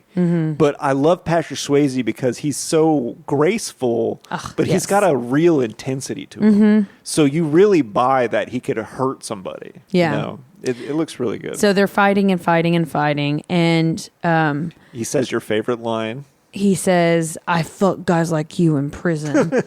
And then he like kicks him off of him and Doc runs up and she's like yelling at them. I can't remember what she's yelling because it doesn't fucking matter. And he pulls Jimmy pulls like his pants up, and you see he has a gun, and he like pulls the gun out. Yeah. And so Swayze's like, oh fuck, this is the same exact situation I was in last time. And so this is why I think him and Doc were together, not the old guy. But whatever. So he goes up and he like kicks the gun out of his hand, and he grabs him by the back of the neck, and you see his little like claw hand, and then he The claw. I know, and he pulls his trachea out. Yeah, he does a throat rip. It's a really cool little moment. Yeah. It's iconic to this movie. Yeah, just watch the fight scene because it looks great, and like Patrick Swayze is pointing his toe all over the place. It looks great. Yeah, and then he throws the guy in the pond, and he wades in the water and like drags his body behind him, and he's like, Wesley, fuck you. Yeah, and he's like I killed him. Yeah. Because he's like, I'm coming for you next. Yeah. So then he goes back to the Double Deuce, and Wesley calls him. Like, he's the only one in the bar, and he says, I'm going to kill your girlfriend or Wade, and you need to pick. And he's like, don't do this. You're a sick man or whatever. And he's like, well, I guess I'll flip a coin. So he flips a coin, and he doesn't tell who it was that he decided was to die. But then 2 seconds later, Wade comes in, and he's all beat up, and he's like tripping over himself. And he goes, oh, shit, so they must have gone to kill the dog. Well, he also says, they told me I was lucky. Yeah. So... But I think that Swayze is like, I got to go leave and find the doctor. Because they're going to go after her. Yeah. And anyway, like, Ben Gazzara is going to, like, stick to his word anyway. Mm-hmm. And then he goes over there, and they're like, he says, where's the doctor? And they're like, she's an X-ray. So he goes to X-ray, and she's just like looking at random X-rays in there. Yeah, There's and he's like, we have to leave. Yeah, we have to leave. And she's like, no, I'm not going to leave. And she says, like, you're crazy and all this shit. And what? Oh, no. That's it. Okay. And then he goes back to the bar, and he finds Wade dead with a knife in him.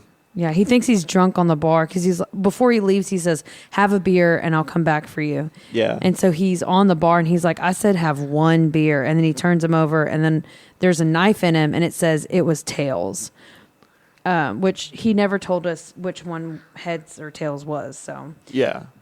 But also, like, I don't know. Like, there's so many times, like, in the last 20 minutes where it's like, is the third act starting? yeah, You know, it's like the act there's lots breaks- of like, The act breaks in this movie are really weird. I don't know where they are. And then, like, halfway through the movie, at first it's like, oh, this is a guy trying to turn around a bar. And then the second half of the movie, it's like a martial arts film.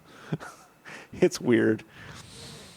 But anyway, this is when he finally decides, like, he's going to go after Wesley head on. So it shows his henchmen hanging outside of his house. And the old bartender with the greasy mustache, I don't know if you noticed, but he's got a shotgun, and he's using it to scratch his back. oh, I didn't notice that. It was pretty funny. But I really felt like that actor was, like, really in that character. Oh, yeah. Yeah. This moment was really funny. So, like, we see a car, like, driving up to the house because we know that Swayze's going to go after them because they went after Wade and they killed him.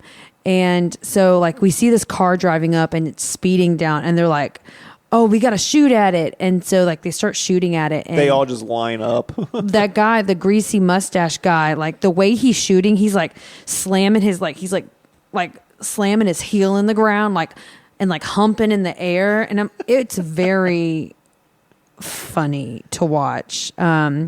He looks like he's humping the gun almost. Yeah, a lot of people look weird in movies shooting guns because the blanks don't have as much force as a real bullet. So they try to act the rest of it like, oh, there's a lot of kick from this gun or whatever. Yeah. So they're just kind of doing their interpretation.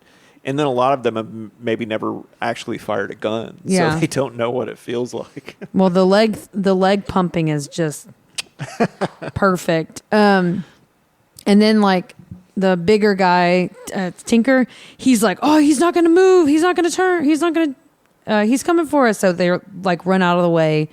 And then the car flips over the fence or It hits a ramp that somebody put by the fence for some reason. well, it's not a ramp. It's a there's like a wall There's gate. clearly a ramp there. But there's clearly a ramp for yes, but for filmmaking purposes. But I think it was supposed to be like, oh, it hit the wall and it flipped over and Yeah. Anyways, But I love it because the car blows up in midair. Yeah. Which is another one of my favorite movie tropes is when a car blows up for no reason. I just love it. Yeah. Yeah. So it blows up and then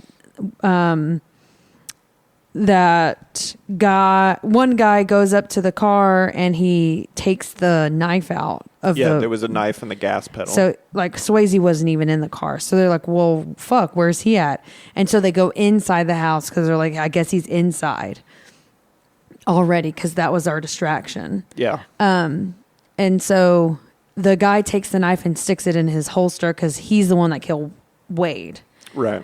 And so like they're like walking around and trying to find him, and then Swayze turns around, stabs that guy with the same knife, and he says something to him. Yeah, and then the greasy mustache guy is up on a balcony. And he throws the knife and stabs him. Yeah, and then he topples over the balcony, which is a lot of fun. Yeah, it was a good little. Yeah, and bit. then the chubby suspenders guy Tinker is like looking for him, and he goes into the trophy room. Because he's got all these severed heads and stuff. Yeah, and Tinker's like, I hate this place. And so And like he there's a does bunch some of like weird animals. Yeah, later on. Well, so like he's like walking around and then he sees this like huge polar bear, and then the polar bear starts falling towards him and he's like, And there's a POV of the bear falling on him. Like Yeah. the POV of the bear falling on this guy. and then it falls on top of him, and I guess it makes him pass out because he was scared. Yeah. Movie logic. Yeah, and so like Swayze was behind it, he pushed it down on him, and so he goes and hides, and Wesley is in the room now, and they are about to fight. Yeah, and he goes, "You've stumbled into my trophy room. The only thing it needs is your ass." Yeah, the only thing it's missing is your ass. Oh yeah, right. He says the only thing it's missing. So They fight, and Wesley like throws spears at him. he starts throwing spears, and then the spear he misses, and then so he takes another spear and he starts hitting with the back of the spear, not even Yeah. like trying to stab him with the spear. He does later. They break the spear, and there's like blah blah blah. But eventually, Swayze's got him like dead to rights, and he's about to rip his throat out. Yeah, he has him like over a couch, ready to rip his throat out, and he stops himself, and then Doc comes up. And so he lets him go, and he starts walking to Doc, and she's running down the stairs, and she's like, no, She's like, "Look out!" because he has a gun. Yeah, he pulls a gun out, and then he gets shot out of nowhere. And you're like, what the fuck? Yeah, and it turns out it's the townspeople that he had screwed over. Yeah. Yeah, and these squibs look terrible. Yeah. Like, they're real bloody, which I like, but you can see this big bags underneath his shirt. Mm-hmm. Like, you can tell that they're squibs. It doesn't look at all like his body was exploding. Anyways, so like there's like these huge like bullet wounds, quote unquote, because they shot him with shotguns. And there's no exit wound either. Yeah. Like, a shot that big would also come out of your back. So. And so like he lands on the glass table in the middle of the room, and it shatters. And then Red, I think, takes all the guns and he puts them away. Yeah. And the police show up, and they're like, what happened? He was like, I didn't see anything. Everyone's like, I didn't see anything. Yeah. Did you see anything? And then it gets to Tinker. And they're like, Tinker, did you see anything? And then he says, a polar bear fell on me. I also like, he takes a minute and he sees like a little thing of monkeys, and it's like the see They're staring at him. They're staring at him, but it's like the see no evil, hear no evil, speak no evil, and he's like, a polar bear fell on me. Yeah. And then it like it almost ends like one of those sitcoms from the 80s where it's like they laugh end on a freeze frame of them laughing. Yeah. Well, they start laughing, and then we go to the next scene as Swayze and Doc are swimming and naked. Yeah, and it's right where they killed that one dude. Yep. It's like in the same spot. So that's interesting. And so the movie goes out with like I think that first band from the first club. They're playing a song or whatever. So that's Roadhouse. Aaron, on a scale of 1 to 9 cat lives, 1 cat life being the least and 9 cat lives being the most, how many cat lives did this movie slay? 9 cat lives. All right. So tell us why you rated it that way. Okay. So, yes, I know this movie has flaws, but I think that it is so fun to watch. It is hilarious, especially watching it with people that can laugh about a movie and enjoy a movie. Like, it's so enjoyable to watch. I would much rather watch a movie that is enjoyable and it's not the perfect movie than watch something that is perfect and it has no like kooky characters that you can giggle and laugh about. And I think it's not the perfect movie, but it's one of my perfect movies. And I get to stare at Patrick Swayze the whole time. Rest his soul. Wow. I don't like this movie anymore. I'm sorry. Yeah. Yes, you do. Okay, Joey, I don't think that's true because, but I do want to hear what your rating of 1 to 9 cat lives are. Well, Aaron, I really thought about this for a long time because this is not a well-made movie. Okay. Right? But I just fucking love it and I can't get enough of it. It's fun to watch by myself. Yep. It's fun to watch while I'm sober. It is fun to watch while I'm drunk. It's fun to watch with a group of people. It is fun to listen to podcasts about it. It's just, I don't know. Like, I want a memory implanted into my brain where I'm Patrick Swayze and everybody in this town wants to fuck me and I save the day. Yeah. Like, I want to be Patrick's. I want that scenario saved into my brain too. I'm going to give it 8 out of 9 cat lives. Okay. It loses 1 cat life purely because it's just not a very well-made movie. Okay. But Fair enough. That's a really good score. I couldn't give it a perfect score. Yeah, fair enough. I see you. I understand you. Okay. Well, that was Roadhouse. Joey, I really want to know what these other people think of Roadhouse and if they think it is a good movie or a good bad movie. Okay, so I posted on Reddit asking people if they thought Roadhouse is so bad it's good or just plain good, right? And so these are some of the comments. Jeff Healey can do no wrong. I guess that means it's good. Mm-hmm. Who's Jeff Healey? The guy from the Jeff Healey band, the blind guy. Oh, okay. Patrick Swayze can do no wrong. Yep. Yep. Then somebody underneath that said, can't phase the Sways. I like that. Yeah, and I put on there that he's a hometown boy, so I love him. Somebody put, not just plain good, it's good. Aww. Just plain good, an excellent movie for its time. Let's not talk about the remake in quotation. Yeah. I don't know why they put that in quotations. Well, because it's not even a remake of it. It's like they took the concept of it and then like redid so much of it. It's hardly the same movie. So I think that's what they were saying. You said they redid it? Kind of like a remake? It's 100% a remake. It is a remake, but look, here's the thing. I think what they're saying is that it's a remake, but they did so many changes that it's hardly a remake. Look, no, here's the thing.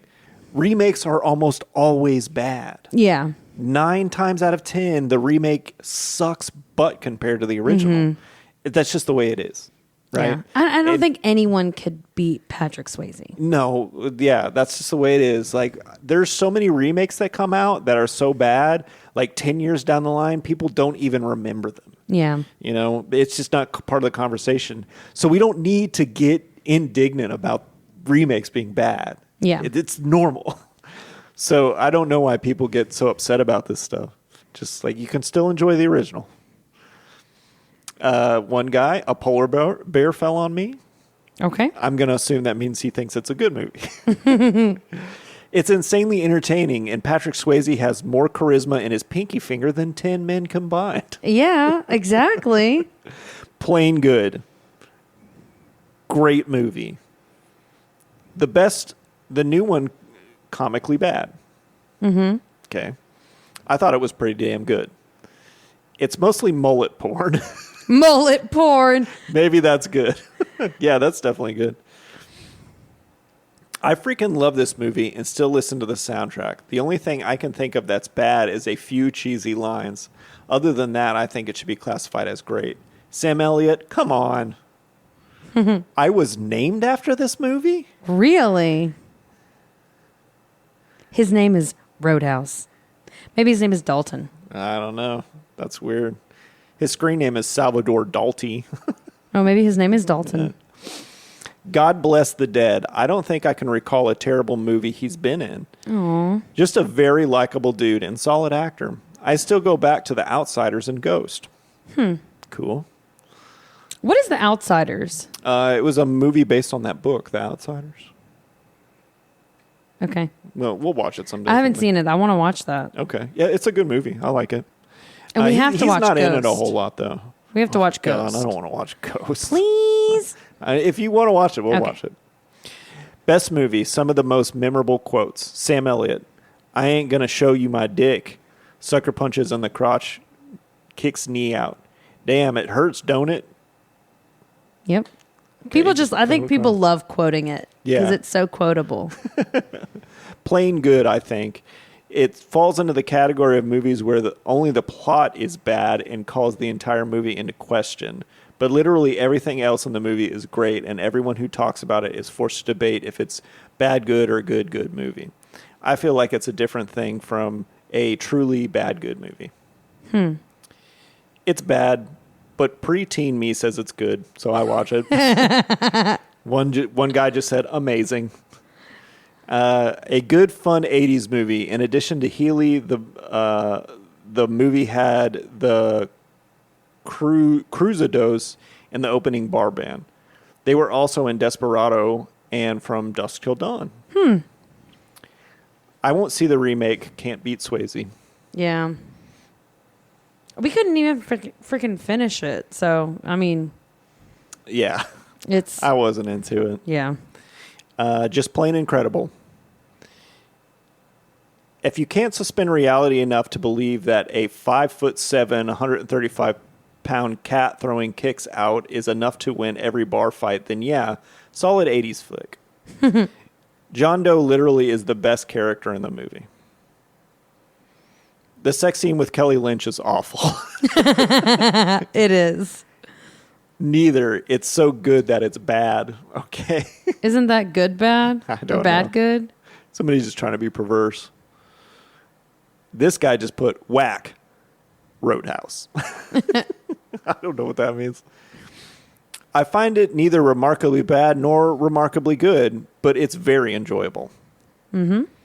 Any Solid. movie with a nudie Kelly Lynch is okay with me. That said, it's a great cornball Western. It is kind of a Western. It is. Yeah, definitely is. It's a pretty solid action type of movie. Patrick Swayze beats people up. It's fun. Yeah.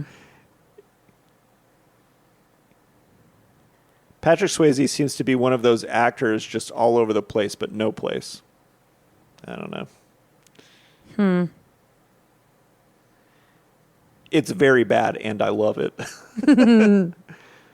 Good is the best way the 80s can be. I hope they give us a 4K version.